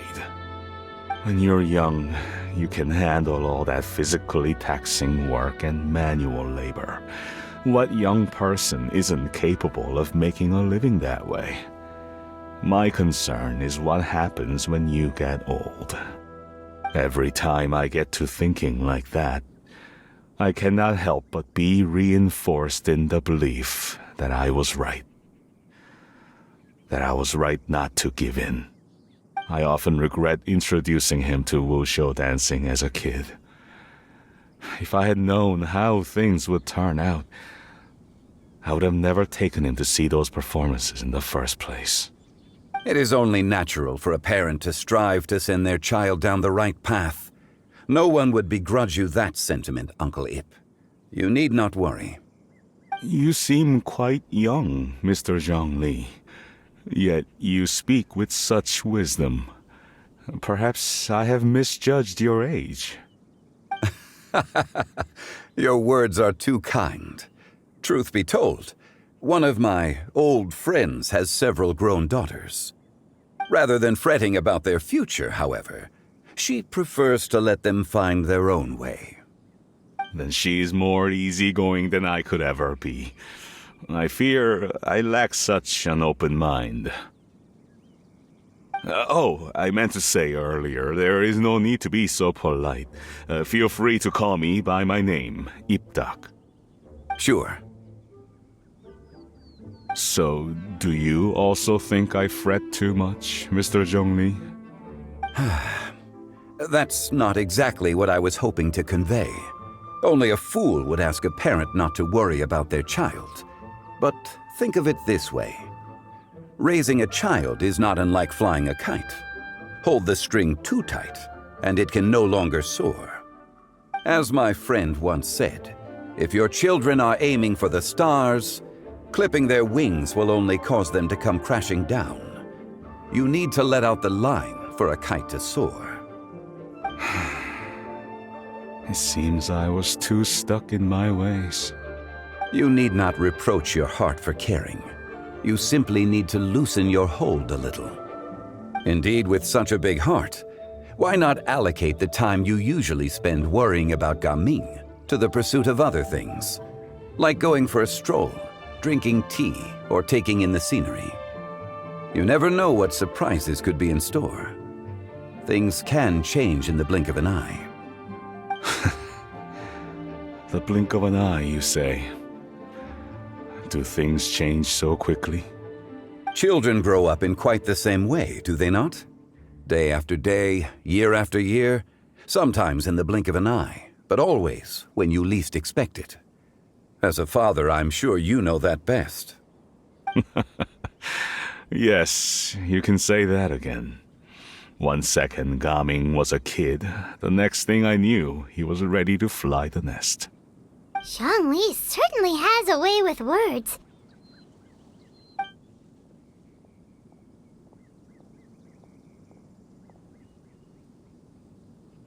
Oh, Gaming is back! Hey, Gaming, we're over here! Dad, Traveler, Paimon. Good, you're all here. Oh, and Mr. Zhongli from the Wangsheng Funeral Parlor? You're here too? A fated meeting indeed. We were just enjoying some pleasant conversation.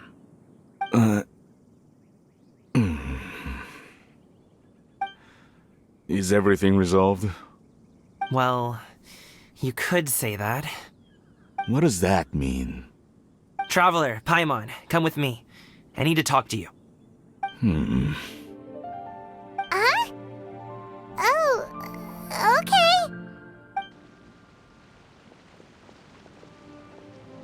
I'll come right out and say it. Those two bandits, you sent them, didn't you?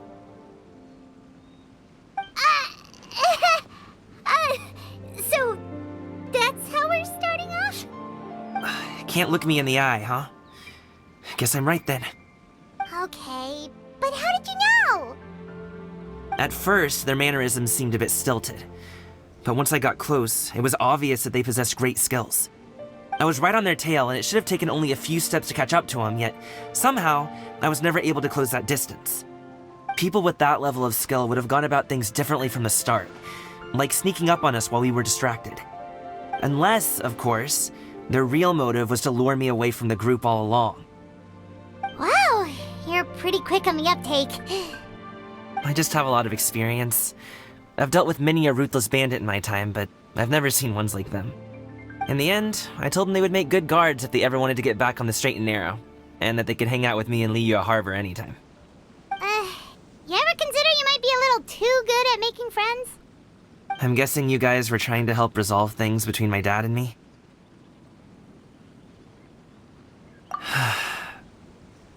I appreciate it, I really do. But this conflict between us has been going on for a long time. Even if those two were real bandits, and I was able to subdue them and show them what I was capable of, it wouldn't change anything. You've seen the way he talks to me. It's not like that at all! Your dad really cares about you. You should see the way he talks about you when you're not around. Zhongli was talking things through with him and he nearly agreed to let it go. You don't believe us? He won't let it go. He can say as much as he wants to other people, but he won't talk to me. I'm certain of it. You told us you wanted to prove yourself to your dad. Why don't you tell him about all the hard work you've done these past few years? Will that even do anything? I'm not sure talking is enough. You won't know unless you try. Just like how you won't know if something is delicious unless you taste it. Listen to us. It's time to put these people skills to good use. You can make friends with anyone, so why not your dad?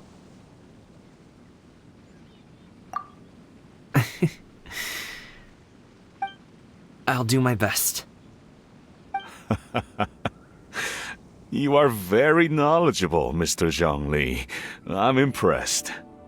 Despite my being in the tea industry for several decades, it seems I still have much to learn about the art of tea tasting. You flatter me. It was nothing but a few humble musings. How much tea have you drank since we've been gone? Ipdak and I have found many a common interest. Our friendship, much like a cup of tea, seems to grow stronger the longer it has to steep. Well said, Mr. Zhongli. Gaming, Mr. Zhongli is very knowledgeable.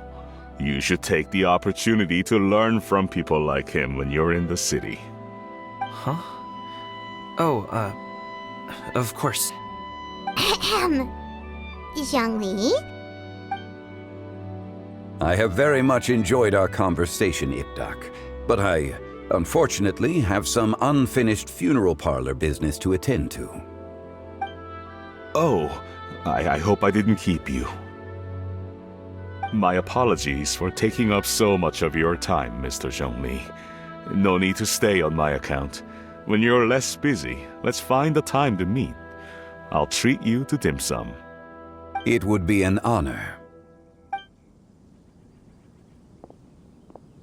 We'll see you off, Zhongli. You two have a nice chat, all right?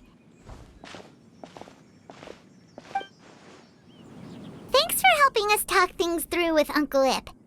Good thing you were able to pick up on what we were putting down. I have been around the both of you for some time now. You could say I have a certain level of expertise in that regard. As for my role in the conversation, think nothing of it. I hardly did anything noteworthy. You never change, do you?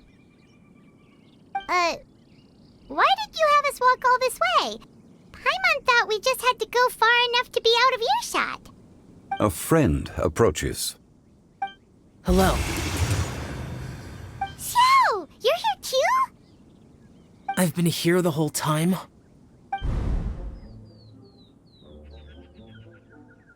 A ghostly kite. Could that elusive Director Hu be coming to Wangshu Inn once again? What is she doing here? I suppose it matters not. Given her relationship with Rex, well, Zhongli, I might as well go pay my respects.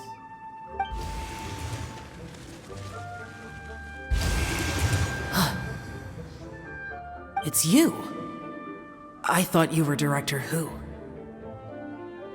Ah, your arrival is most fortuitous. Do you want to try out this new gadget? The addition of the power source makes the takeoff more stable. It's just that... He seems quite immersed in the study of this device. I fear it's almost too stable. It completely negates the pleasure of seeing one's kite sway with the wind. It's a bit of a shame. In truth, I'm here because Director Hu dispatched me to purchase some items in preparation for Lantern Rite. I see. Much like she does every year. Much like she'll do next year, I would imagine. Ugh.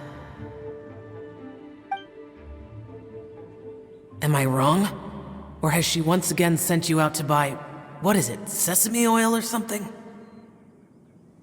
While we're on the subject, I do wonder why she is so obsessed with using sesame oil in the preparation of mixed vegetable dishes for Lantern Rite. A recommendation from Xiangling, perhaps. What do you think, Xiao? I've only met Director Hu a few times. I'm hardly the best person to ask.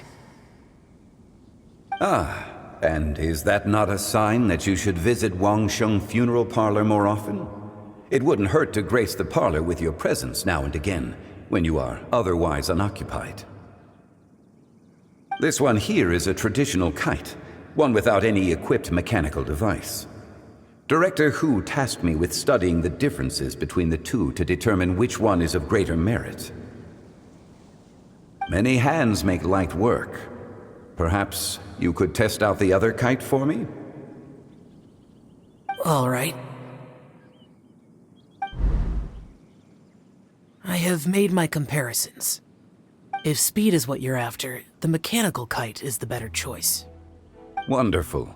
I shall pass that information along to Director Hu. I'll leave these two kites with you. Perhaps you can find a few friends with which to partake in the activity. You might find it to be an enjoyable use of your time. Oh, wait. Who enjoys kite flying? Well, I would imagine someone of your talent and wisdom is more than capable of finding out. So, you were testing out the kites for Hu Tao and even roped Xiao into doing it for you? Paimon didn't ask earlier because the situation was awkward. I would hardly say I roped Xiao into anything. I simply sought the help of a friend. Besides, we did the testing together. Seems like our pool of competitors is growing. Do you like kite flying, Xiao? I suppose I neither like nor dislike it. Although, watching a kite gradually ascend into the sky does bring me a certain peace of mind. Perhaps they're a bit like Xiao lanterns in that way. Kite flying is also a pleasant form of relaxation. Have you ever thought about making a kite, Xiao? Cloud Retainer taught us how. We can teach you if you want. There's no need. Menogius was the only yaksha among us who had an interest in matters of ornamentation and design. When Lantern Rite is over, come find me near Pervasi's temple if you have the time.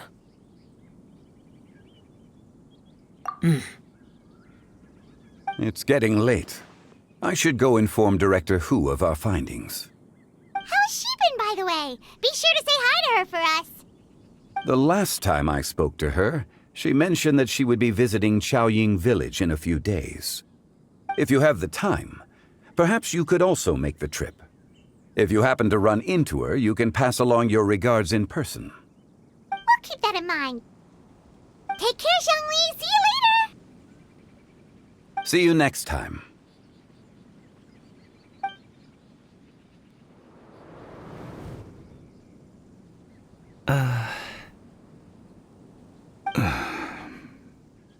Coming. You can go first. I don't have anything to say. Then I'll go. I still don't want to leave Liyue Harbor. Oh. I can't say I support that decision, but... Hey, let me finish before you get all worked up. Sit, Shenhe, sit. You must be tired from your journey. Shall I pour you a cup of tea, or would you prefer something else to drink? No need. I'm not tired. They're gone, Master. Perfect. The time is nigh for us to make an appearance. Do you remember the plan one recounted to you? Yes, Master. We aim to give them a demonstration of familial love. So I'll have whatever you are having. All right. What are Auntie Xianyun and Shenhe doing here? Just how many people are involved in this scheme? I suppose all I can do is just take a seat and see what happens. Perfect. I just so happened to have bought some sunglow tea recently. It's quite the delectable variety. Or it would be if one has not been forced to drink it every day in the hopes of whittling down one's considerable stash. One has more than had one's fill already. Oh, forget it. Such thoughts detract from the present need to keep up the conversation. Has work been busy during the holiday season? Do you need my help with anything? Drunk guests can sometimes cause trouble, but I deal with them as you taught me, by pinning their heads against the table. Are Auntie Xianyun and Shenhe serious right now?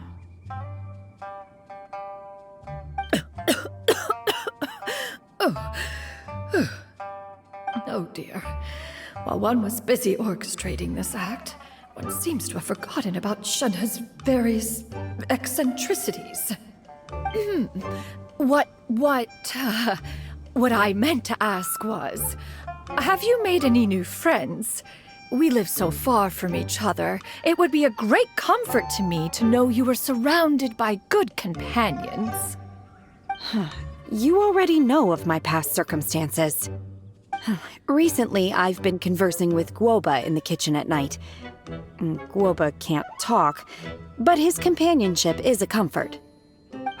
The poor child. Her one friend can't even talk. I guess maybe Gaming is not doing so bad after all. Perhaps I've been too hard on him. Let's move on, shall we? Do you have any plans for today, Shenhe? How about we do something fun? That sounds about right. Take her to do something fun, and perhaps she'll loosen up a bit. Like we used to do when we would carry stones up and down the mountain from dawn until dusk, picking herbs to eat for dinner along the way? If that is what you ask of me, then that is what I shall do. Dad, here, have some tea. Or no, wait, best not have any just yet. Yeah. I simply can't listen to that any longer. Gaming, I'd like to finish what I was trying to say before. I don't support your decision to stay in Liyue Harbor, because living there is too hard on you. If you come home, there will be people to help you. I'm not saying we have to live under the same roof. I know our personalities are too similar to avoid butting heads. But you'll have your entire family around you. Your aunts, uncles, they'll all do whatever they can to help. You could get a less taxing job, and we could grab dim sum together from time to time. Huh. I didn't know dim sum was such an important affair, Master. Shh. Just think about it, okay?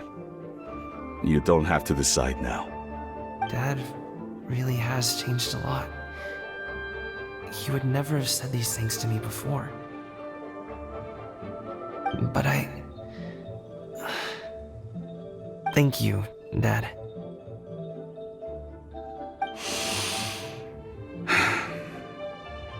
It's been long enough, don't you think? Oh, Paimon sure hopes they've made up by now. Oh, they're drinking tea in silence. That's not a good sign. Did Xianyun's plan not work after all? Hey you two! Paimon's sorry we were gone for so long. We got to chatting with some friends and didn't realize how much time had passed. Perfect timing, actually. We seem to be just about done here. Yep, let's go. I'll get the bags.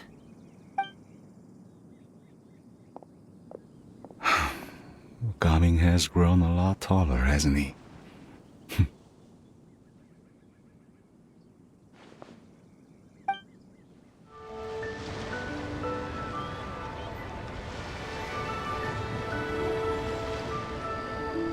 You must be Mr. Ip!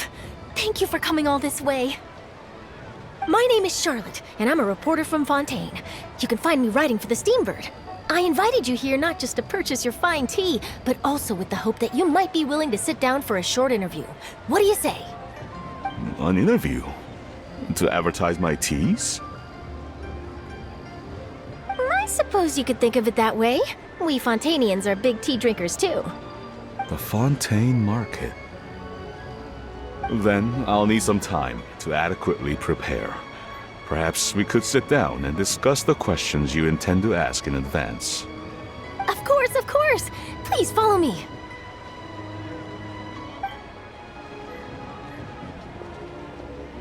Is this person also involved in your plan? And here I thought I had lots of connections. I suppose I've been humbled. You sure know all kinds of cool and important people. Over here! Yoo-hoo! Over here! Huh? What? Auntie Chэнhyun?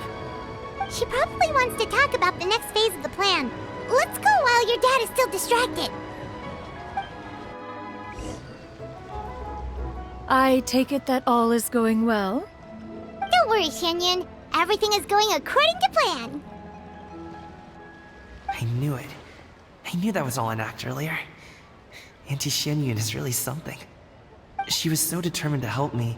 She didn't even care about making herself and Shanhe appear foolish in front of my family. She truly knows how to look out for others. I still have a lot to learn. As for the next step... Oh no! What's wrong, Gaming? Don't tell me you're the ones footing the bill for all that tea. I can't let you do that. Fret not. Reimbursements will be made. Exactly! Think of it more as an investment, as Ningguang would say. We pulled together the Mora so that Charlotte could place the order. She's gonna bring it back to the Steambird as a gift, as well as a sample of the regional specialty. Fontainians will probably fall in love with your dad's tea as soon as they lay their eyes on Charlotte's article. And once all the money from the new orders begin to roll in, getting our Mora back will be a piece of cake. Oh, okay. Business-related matters always seem to go over my head, but I refuse to let you all lose more on my behalf. I'll pay you back right now. We can talk about such matters at a later date. There are more important matters for you to consider at the moment, are there not? Yes. I've been thinking about it the whole way here. I have an idea, but I'd hate to cause even more trouble for all of you. That is for us to decide. Yeah, we're all friends here. Plus, we wouldn't be here if we didn't want to help, right? Just tell us about this idea of yours. Okay. So, it's like this.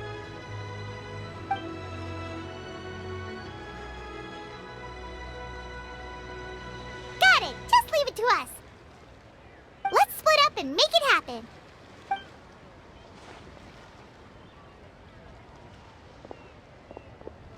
We need to do those things we talked about, but we also still have the kite flying competition. Since Xiao already tested out those kites for us, why don't we also go buy one of those mechanical thingamabobs or whatever they're called? We can attach it to our kite. Hello again.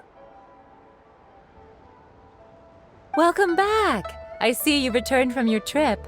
I really do have to thank you for all your help from before. Thanks to you, my daughter was able to build a kite with her grandmother that very same day. She even wrote a long letter telling me how much she loved it. Oh, you should really be thanking Gaming, not us. I'll be sure to. And are you here to buy a kite? Please, take your pick. Oh, we already have a kite. We wanted to buy one of those, device thingies from Fontaine. Do you sell them separately? Yes. Here you go. Please, take it, free of charge. The directions are in the box. It's not hard to install at all. It doesn't feel right for us to just take it. Well, nor would it feel right for me to take your Mora. Good luck in the kite flying competition. I'll be rooting for you. All right then, thank you.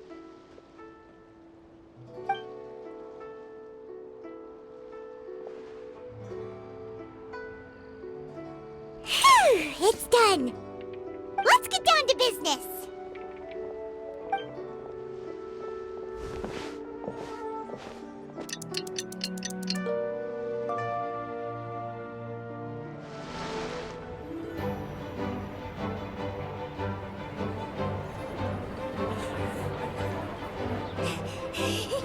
Chi-Chi, we're almost there! Okay.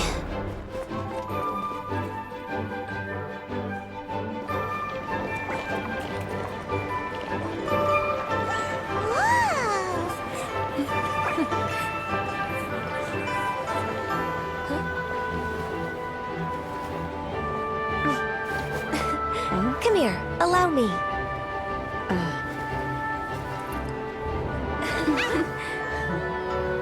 The lantern rite is as festive as ever!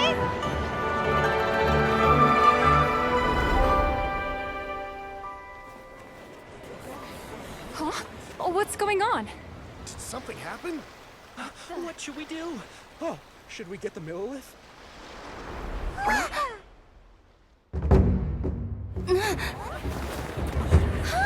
What's that?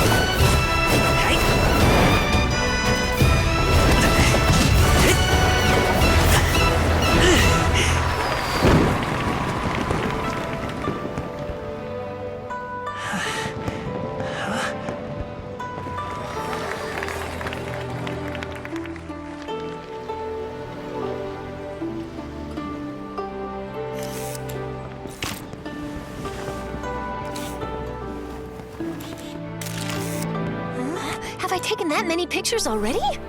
I need to load more film.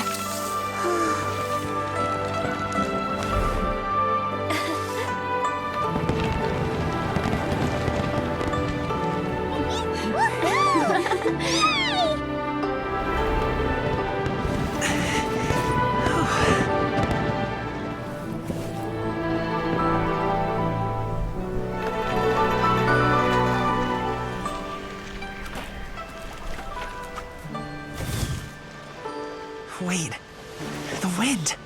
Oh my gosh! Mommy, I want a big kite like that too! Do you see that kite way out in front? It's so beautiful!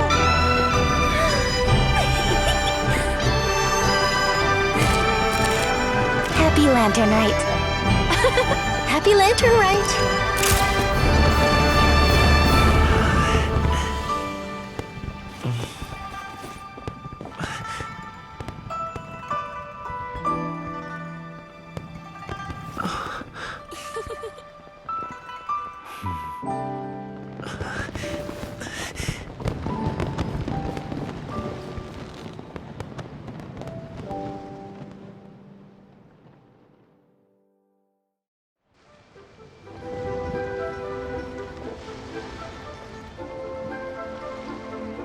I think I'll head off now, if that's okay. Thank you, little girl. Do you want us to walk you back? No need, no need. Master is waiting for me right over there.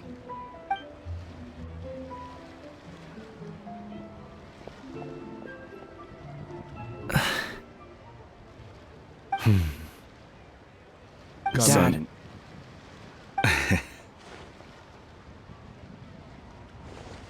I suppose I'll go first this time. Okay. Your performance. I've seen many wushou dances in my time, but I've gotta admit, what you pulled off there was breathtaking. Wow. I never thought I'd live to hear you say that. You're serious about doing this professionally? Absolutely. I know it'll be difficult, but... Then it doesn't matter. What I mean to say is, of course it'll be difficult. But if that's your decision, if that's your dream, then it doesn't matter how difficult it is. As long as you put in the work, then any obstacle can be overcome in time. Really, when I was young, I also... Actually, how about we save that story of my past for another time? All I really want to say is, I've changed my mind. And much like this kite, you also deserve to soar to new heights. Dad. Son. Son? Haven't heard that in a while. I bet you're wondering what's gotten into me saying all this. Well, a little bit, yeah. Anyway, I know I've never found the chance to say this before, but... to me, Gaming, you've always been a great kid.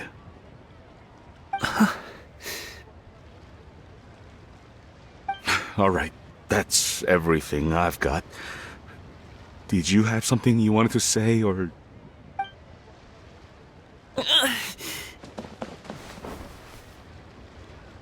Seeing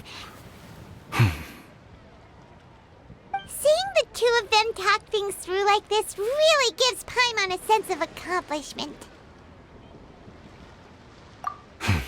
Now go. Over there. Your friends are still waiting for you. Huh? But you came all this way. I'll be staying in Liyue Harbor for a bit longer. When you have time, we can grab dim sum together. Your treat, right? Dad, honestly. Go. Okay, then I'm off.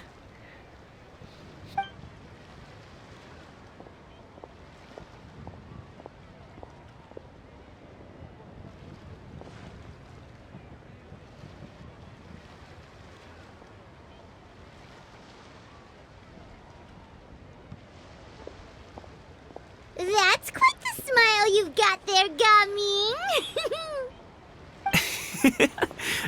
Really?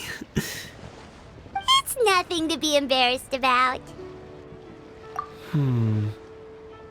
I'd like to find and thank Auntie Shenyun, as well as everyone else who's helped me out. If everyone has time, maybe we could all get together and go fly a kite. Traveler. Being in the city isn't the only way for me to appreciate the lights and beauty of Lanternrite. Look. Liyue Harbor lies just beyond this mountain. As long as I stand at this vantage point, I may freely behold the sights of all the kites slowly ascending into the sky. For me, that is enough. I invited you here because there is something I would like to do. I want to release a shell lantern, and I'd like you to be there for it. Yes. I apologize for its crude appearance. I have little skill in that regard. You are very kind, as usual. All right. It's time.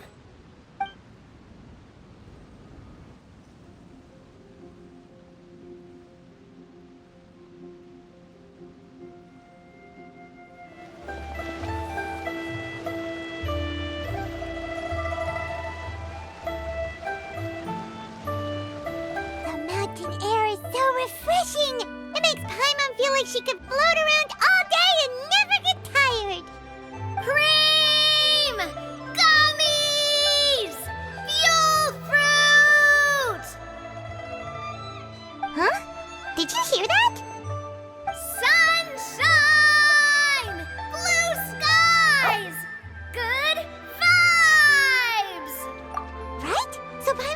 like just hearing things. That voice sounds really familiar. Well, we've got the time. Why don't we go check it out?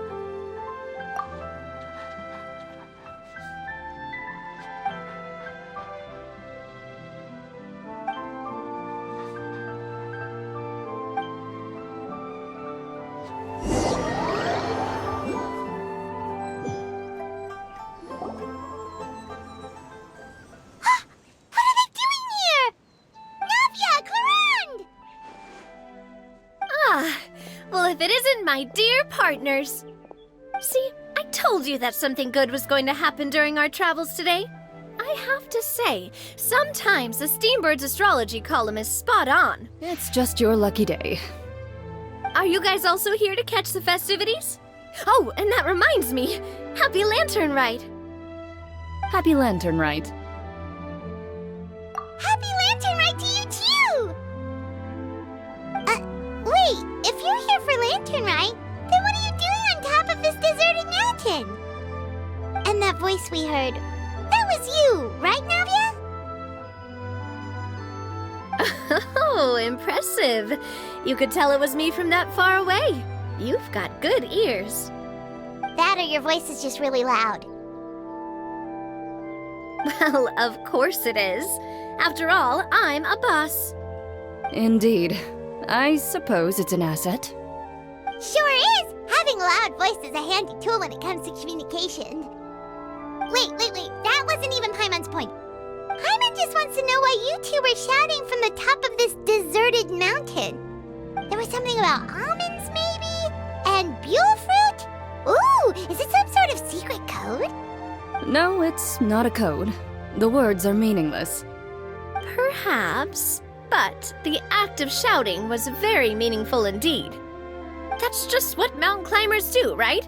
After all the hard work it takes to make it to the top, as you stand on the summit looking out at the vast scenery, it's not easy to resist the urge to release those emotions. Exactly. You get me, partner. I was afraid that it would cause a disturbance, so I asked the locals around here, and they said it was fine. Apparently most hikers like to shout when they get to the top, so the locals are used to it by now. So, you see, it's not just me. I guess everyone shouts from the top of a mountain at some point in their life. Speak for yourself. When you're stressed, don't you ever just get the urge to do something for no reason? Not really. If I ever get stressed, I just go hunting. Oh, that's a pretty good way to relieve stress. What I choose to hunt depends on my mood. Huh? Anyway, why don't you two give it a try? Shout anything you want. It's a real stress reliever. As long as Paimon has clothes on her back and food in her belly, Paimon doesn't think there's any stress that needs relieving. Oh, I bet you guys are just too embarrassed to let loose. No need to be shy. Even Farina was shouting from the top of this mountain earlier. Huh? Did Paimon hear that right? Farina's also here? In Chang'an Village? Believe in your ears. It is indeed as you heard. Actually, the reason we climbed this mountain in the first place was also because we heard the sound of shouting. Yes, we could just about make out someone yelling things like, "Help me!" and "What should I do?" So we hurried up here to check it out. And what do you know? Miss Farina was standing right there, all red in the face. She practically sprinted back down the mountain the minute she saw us. That reminds me. I believe what she actually said was, "So help me, I will figure out what I should do about this script." So, you could actually hear what she was saying? Why didn't you say so earlier? I thought someone was really in trouble. I figured we would come check out the situation either way. Why not let her keep some privacy? Oh, seems like you caught Farina in the middle of some stress relief as well. She probably would have never thought. No, she definitely would have never thought she would run into anyone she knew all the way out here. I think so. We ran into Nervalet on the way here as well, but he was already on his way back, so they probably weren't together. What? Nervalet was here too? What was he doing here? It couldn't have been for vacation. I think it just might have been, actually.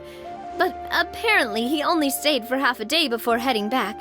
He's a very busy man. Nervalet is not the type to take much time off. Taking even a half day for himself is already a huge step in the right direction. Didn't Charlotte publish an article on the Liyue tea industry recently? Maybe he was inspired to come buy some tea after reading that article. You know, just like you were. My situation is completely different. I'm here because I was asked to accompany you. The tea purchase is simply an added bonus of this location. You Fontanians and your tea drinking. Oh, it's not for me. I lost a bet with Wriothesley, and now I have to buy him something. It was just a spur-of-the-moment sort of bet. Wriothesley gets really invested in that sort of thing, but he couldn't care less about what he wins in the end. You could give him mint plants that you plucked from the side of the road, and he wouldn't even mind. If only he was that easygoing when it came to talking business. In any case, I'm pretty sure the tea you bought is this region's specialty. What is it called again? Nervalet even mentioned it earlier. Yes, that's the one. You didn't really buy 10 boxes, did you? Please, do I look like someone who would fall for that sort of marketing trap? That reminds me. You guys said you only came up here because you heard my voice, right? I hope it didn't put you out. You must have had other plans for the day. Oh, that's right. Who tell? A few days ago, we heard that a friend was going to be in Chaoying Village, so we decided to come and see if we could run into her. Oh dear. We've been chatting for quite some time. I'm sorry for keeping you. That's good. We should probably head out and look for Hu Tao. No need to stay on our account. We just got up here, so we're gonna stay around for a little longer. Go and meet your friend. We can meet up in Chaoying Village later. Sounds good. We're gonna head down the mountain then. See you later! Chaoying Village is known for its tea. But you know what else they have with tea? That's right! Dim sum! Didn't Gaming say something about dim sum being eaten in the morning? Oh, Paimon wonders if we can still get some at this time of day. Oh, well that's fine too. Paimon doesn't care what kind of tea it is as long as it comes with some tasty snacks. Now, let's see what kind of yummy things we can find around here. Paimon's not seeing things, is she? Is that Farina standing between Zhongli and Hu Tao? Wonder what they're talking about. Zhongli knows a lot of stuff. Maybe he's telling Farina about Chaoying Village. Oh, or maybe Hu Tao is trying to rope Farina into being one of her clients. Hey, this isn't the Fortress of Meropide. But Paimon could be convinced for the right price. Let's say loser buys the winner 3 huge bowls of seafood kanji. Since Zhongli is there, Paimon bets things are pretty tame. It's decided then. Paimon votes for tour guide Zhongli. All right, no time to waste. Let's go see who's right.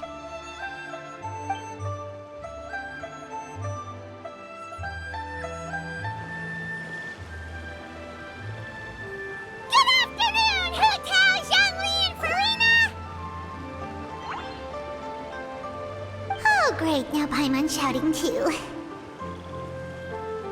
Oh, well, aren't you a sight for sore eyes? Seems like our luck just keeps on growing. That we were able to meet you both without prior arrangement must mean that this is quite the serendipitous meeting indeed. Huh? Oh, so both of you are acquainted with the Traveler and Paimon then?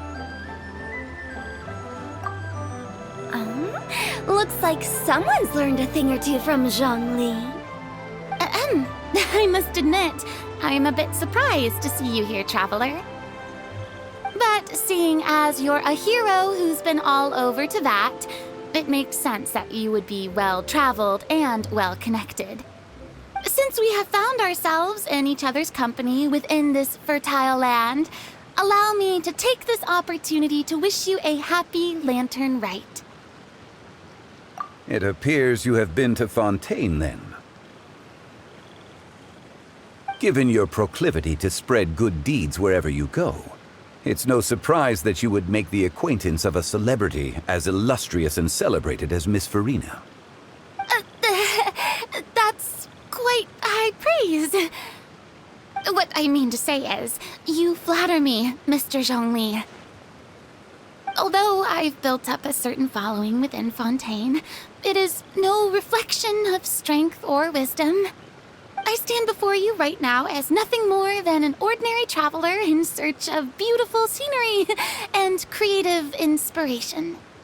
There is definitely more to Mr. Zhongli than meets the eye. I could tell as much from our conversation earlier. Given his breadth of knowledge on both academic and worldly matters, there's no way he hasn't heard about what happened in Fontaine. Is he just feigning ignorance for my benefit? No. You're no common tourist. I simply won't have you talk about yourself that way. Does that mean Hu Tao also knows? You may not have heard, friends, but... Miss Hu Tao... Miss Farina is now one of my esteemed clients. Yep.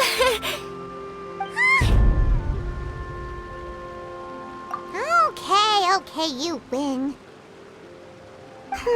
Guess Paimon will have to break into the hidden stash at the bottom of her shoe. What's this about winning something? Don't tell me. You two were placing bets on us.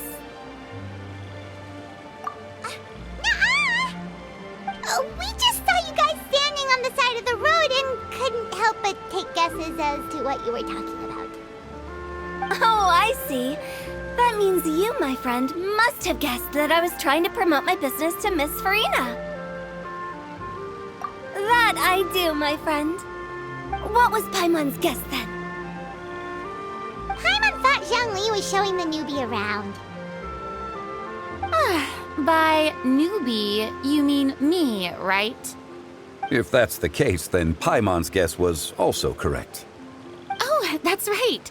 Mr. Zhongli was telling me about some great sightseeing spots in the area. Ha! You see? Paimon was right too! Since both of our guesses were right, there can't be a winner or a loser. Hey, don't be upset, traveler. How about this? You buy Paimon a bowl and Paimon will also buy you a bowl. As for the third bowl... Since I was the subject of the bet, perhaps it should go to me?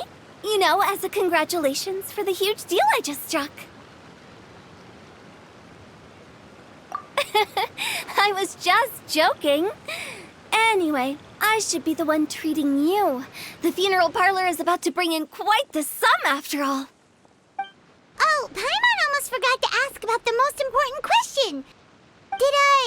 Something happen recently, Farina? Huh? What do you mean? Well, you know, with you enlisting the services of Wangsheng Funeral Parlor and all. Oh, well, yes. Really? Oh no. Paimon is so sorry for your loss. Although Paimon may have not known the person, please accept Paimon's deepest... Whoa, it's not like that, Paimon. Huh? But Paimon just thought, since you hired the services of a funeral parlor and all... Hey, it's not that big of a stretch. Really, Paimon? It's not like you don't know me. Do I look like I know anyone who would ask me to coordinate their funeral?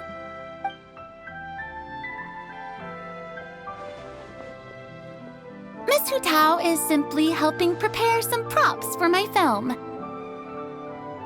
Not too long ago, I read a collection of horror stories from Liyue. The content was spectacular. In fact, I still feel the need to sleep with the light on even now. Anyway, that's not the point. Now that Fontaine's biggest star has returned to the stage, I figured it's about time the industry enjoyed a breath of fresh air. Hey, that's pretty good. I'll have to remember that for my ad posters. Oh, Paimon sees. That makes a lot of sense. So, did you come to Liyue just to enlist the services of Wangxiang Funeral Parlor? Well, not exactly.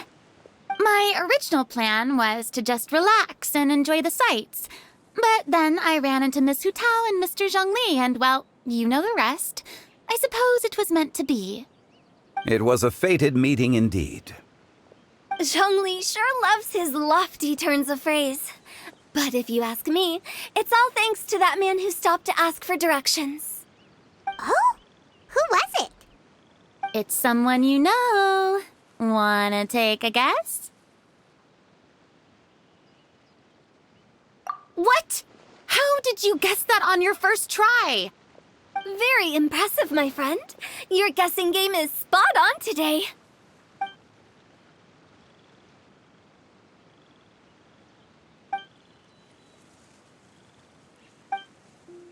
Huh.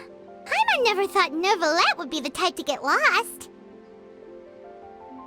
I'm sure he didn't get lost.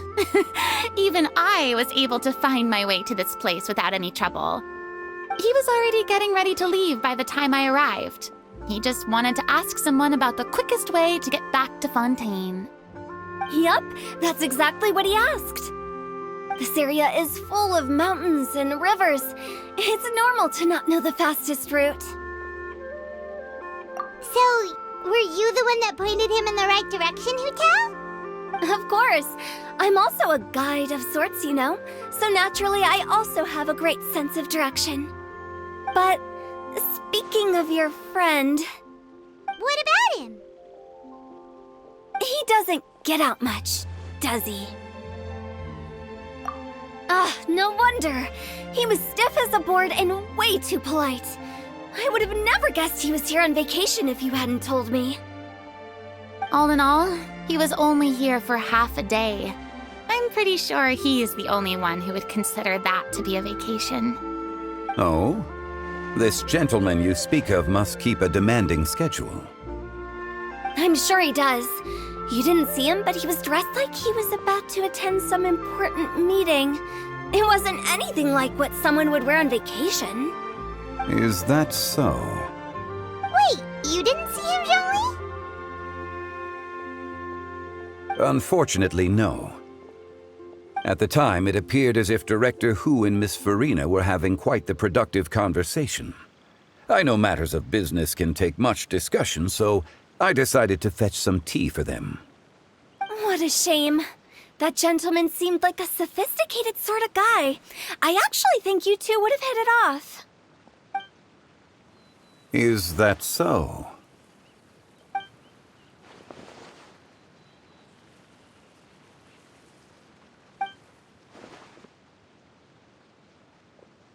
Hmm?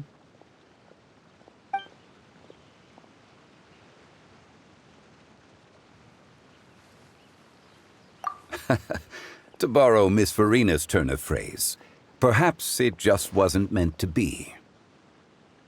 Well, with the traveler around, I'm sure you'll have a chance to get to know each other at some point. That's right. She's got more friends than she knows what to do with. Well, that's certainly true. Oh, that reminds me. If you get the chance, you should try and talk to Neuvillette into loosening up a bit. Just tell him the Palais Mermonia isn't going to fall apart if he disappears for a few days. He shouldn't keep himself cooped up all the time. Even clams open their shells to let in fresh water every once in a while, right? If he's really that much of a stickler for protocol, he can fill out a leave of absence request. He'd have to approve it himself since he handles that sort of thing now, but you know what I mean. Seems like this gentleman is also in charge of something pretty important.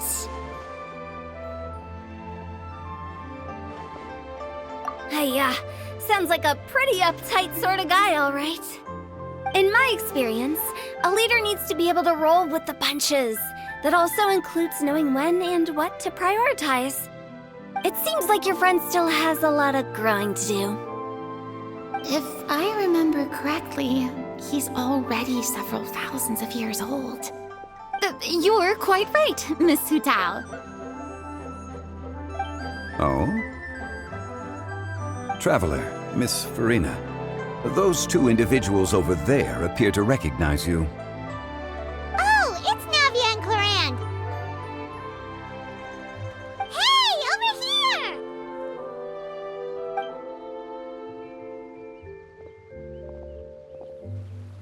We saw you all chatting over here, and we're wondering if we could join in. Please, excuse the interruption. Oh, so polite. No apologies necessary. Any friend of the Traveler and Miss Farina is a friend of mine. Ah, straight to the point. I like it.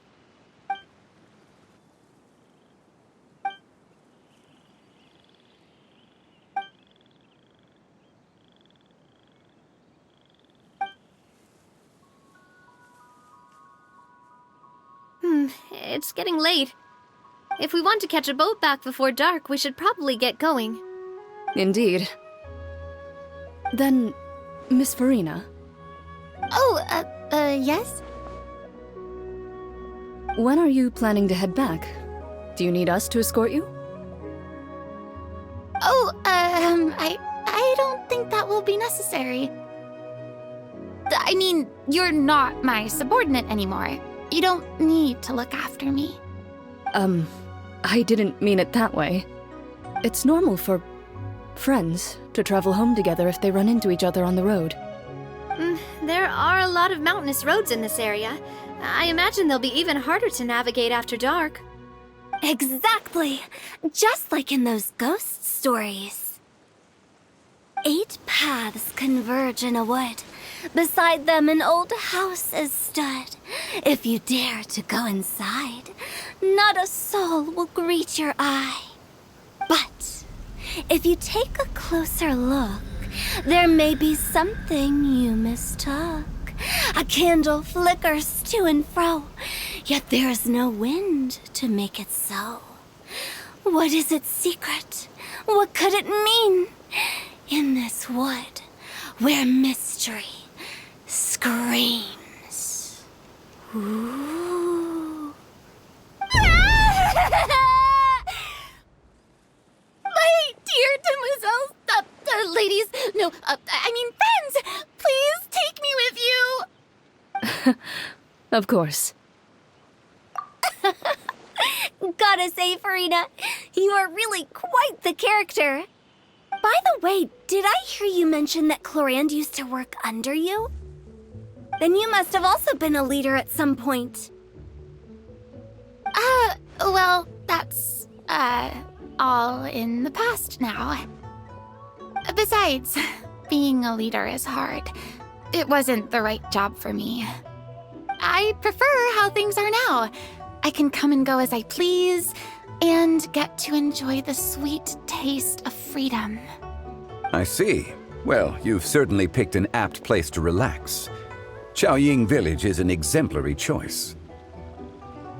Only the best. And I've learned a lot, too. Thank you so much, Miss Hutao and Mr. Zhongli. It's fine. You've thanked us more than enough already. The next time you're in this neck of the woods, I'll treat you to some dim sum in the city. Dim sum? Is that some kind of Liyue term for snacks or desserts? They are a part of it. It's basically a table full of as much tea, sweets, and good company as you can manage. Oh, so it's basically a tea party. Sounds great. Make sure to order the winter melon cake and the lotus flower crisp. They're so sweet and delicious. Paimon knows you'll love them. Ooh, okay. I'll be looking forward to it then. Wait, but didn't you guys say you were here on vacation?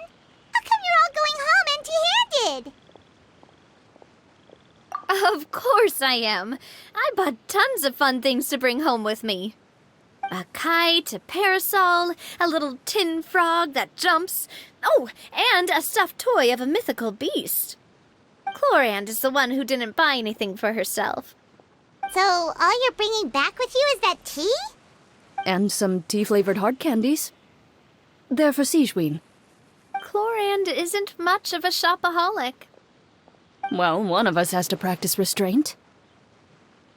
Hey, I'm hardly reckless with my Mora. I'll have you know, all the purchases I made today were well within my budget. Me? Oh, well, I bought some tea, of course. I just had to try all the varieties recommended in the Steambird. Other than that, just some bits and bobs, you know. A little bit of this, little bit of that. They should all be things I can use, I think. Now Paimon's even more confused. If you bought that much stuff, where did it all go? Into one of Linny's magic packets? Oh, actually... Monsieur Neuvillette took them with him. Oh, so that's what happened. Wait, what? Why did he take them? He's not hoarding treasure, is he? That's quite the imagination you've got there, Paimon. Monsieur Neuvillette just saw the amount of bags we had and offered to take them back for us. I felt a bit bad at first, but, I really did have a lot of stuff. He even offered to deliver my gifts to the fortress of Meropriate for me once he's done with the day's work. Neuvillette is a man of his word. If he says he can do something, then he means it. See, even Chlorand was happy to take him up on his offer. If even his trusty subordinate agreed, then who was I to refuse? Wow, he seems like a real gentleman. Maybe he's not as uptight as I thought. If only the funeral parlor had an employee as thoughtful, proactive, and responsible as him. Right, Zhongli? Indeed.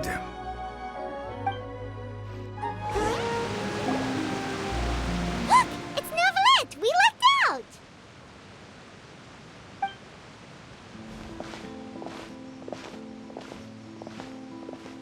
Oh, it's you. It has been some time since our last meeting. Few people frequent this location. Since I was able to conclude my work early for the day, I thought I might take a walk and avail myself of this area's peace and quiet. You call this early? Do you always work this late, Neuvillette? Strictly speaking, that depends on the agenda for the day. I am hardly bereft of time, however, so working late is of little consequence to me. Really? If you have so much time on your hands, then why did you only go to Chaoying Village for half a day?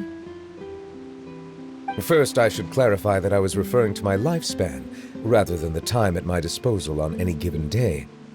Second, I was unaware you possessed knowledge of my trip to Chaoying Village. I see. Thank you for informing me. Yes, they have been safely delivered. I have to hand it to Chlorand. Just a simple gift delivery, and she has the great and mighty Udex at her beck and call. I was just passing through. It was merely an act of convenience. All right. Then I hereby confirm receipt of the goods on behalf of the staff of the Fortress of Meropriate. A verbal receipt of confirmation? Is such a formality really necessary for a small matter such as this? Guess not. This quantity of tea, though, seems a little excessive for a gift, don't you think? Before you know it, they'll start accusing me of taking bribes. About that. Much of that is my own excess, I'm afraid. Oh? Why? What happened? It was buy 10 boxes, get half off. Ah, that explains it then. Well, go ahead and leave them to me. I'll get through this stash as fast as I can. You have my thanks. Oh, there's something else I'd like to give to you. This is a stone slate, engraved with a symbolic design. While that is an apt description, it is in actuality a legal codex. A legal codex, huh? Before the advent of modern writing utensils, information was recorded on stone slabs such as this. The law was no different. Okay. Since ancient times, the scales of justice have symbolized the fairness and impartiality of judiciousness. As a tribute to that sentiment, this slate was designed after a traditional legal codex and engraved with a symbol instead of text. During my travels recently, I chanced upon a roadside stall offering tourists the opportunity to try their hand at the ceramic arts, so I decided to have a go. We joked with Claran some time ago about gifting you a legal codex. So, here you go. Ah, so that's what this is about. I did not expect you to remember it as well. In any case, I hope this can be considered as a reasonable attempt to join in on the banter. It is a very good attempt. I suppose I shouldn't be surprised. Even your sense of humor centers around the law. That's an impressive level of commitment. Well, a gift of this significance deserves to be put on display, and I know just the place. Front and center in the fortress's showroom. Surely there's no need for such a grand gesture.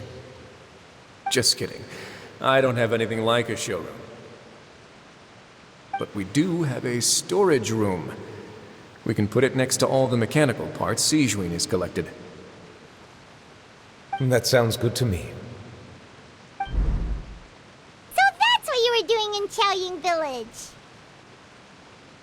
Indeed. Of course, while I was there, I also took the opportunity to taste the local spring water. The aftertaste is much purer than what I have delivered to me in Fontaine. It stands to reason that the long-distance transport has a tendency to imbue the water with extraneous emotion. If you want to experience the true flavor, you simply have to go to the source. Perhaps I should organize some time off to do the same elsewhere. Then we are of the same mind. It appears my desire is justified. If you say so, but you know you don't have to justify a vacation, right? You can just take one. After all, you're hardly bereft of time. You can do whatever you want. You're quite right. I suppose I suffer not from a lack of opportunity, but rather a lack of inspiration. However, after reading a few articles about Liyue's holiday traditions, the idea popped into my head and made itself quite at home. Seeing as I was free of responsibilities for the morning, I decided to depart at once. Refreshing. My spontaneous outing seemed to inspire quite a few other spontaneous decisions as well. Take, for example, my foray into ceramics. At first, soil from the ground is granular and unforgiving, but add the right amount of water, and it becomes soft, moldable, and able to take shape. In the past, I never thought about how quotidian vessels were crafted, but now I have participated in their very making. This is also something I made today.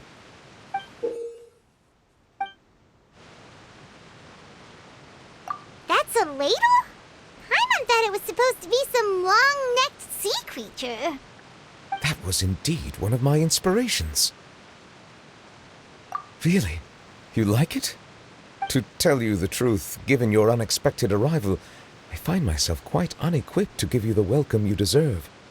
Around such an important holiday such as this, human custom would dictate that gifts should be in order. But I'm afraid this is all I can offer. If you'll have it, that is. That is precisely why it would do me such a great honor if you accepted. You are most welcome. Happy Lantern Rite.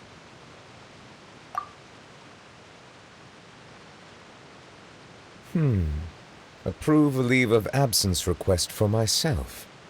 That sounds like it could easily lead to a vicious cycle of self-indulgence, something which couldn't be in further violation of protocol. But I suppose I understand her point. My proclivity to refrain from personal outings does, in part, originate from a sense of responsibility toward my duties. But it is also due to a lack of desire to engage in the human world. But now I see that the human world is indeed full of many interesting places to discover.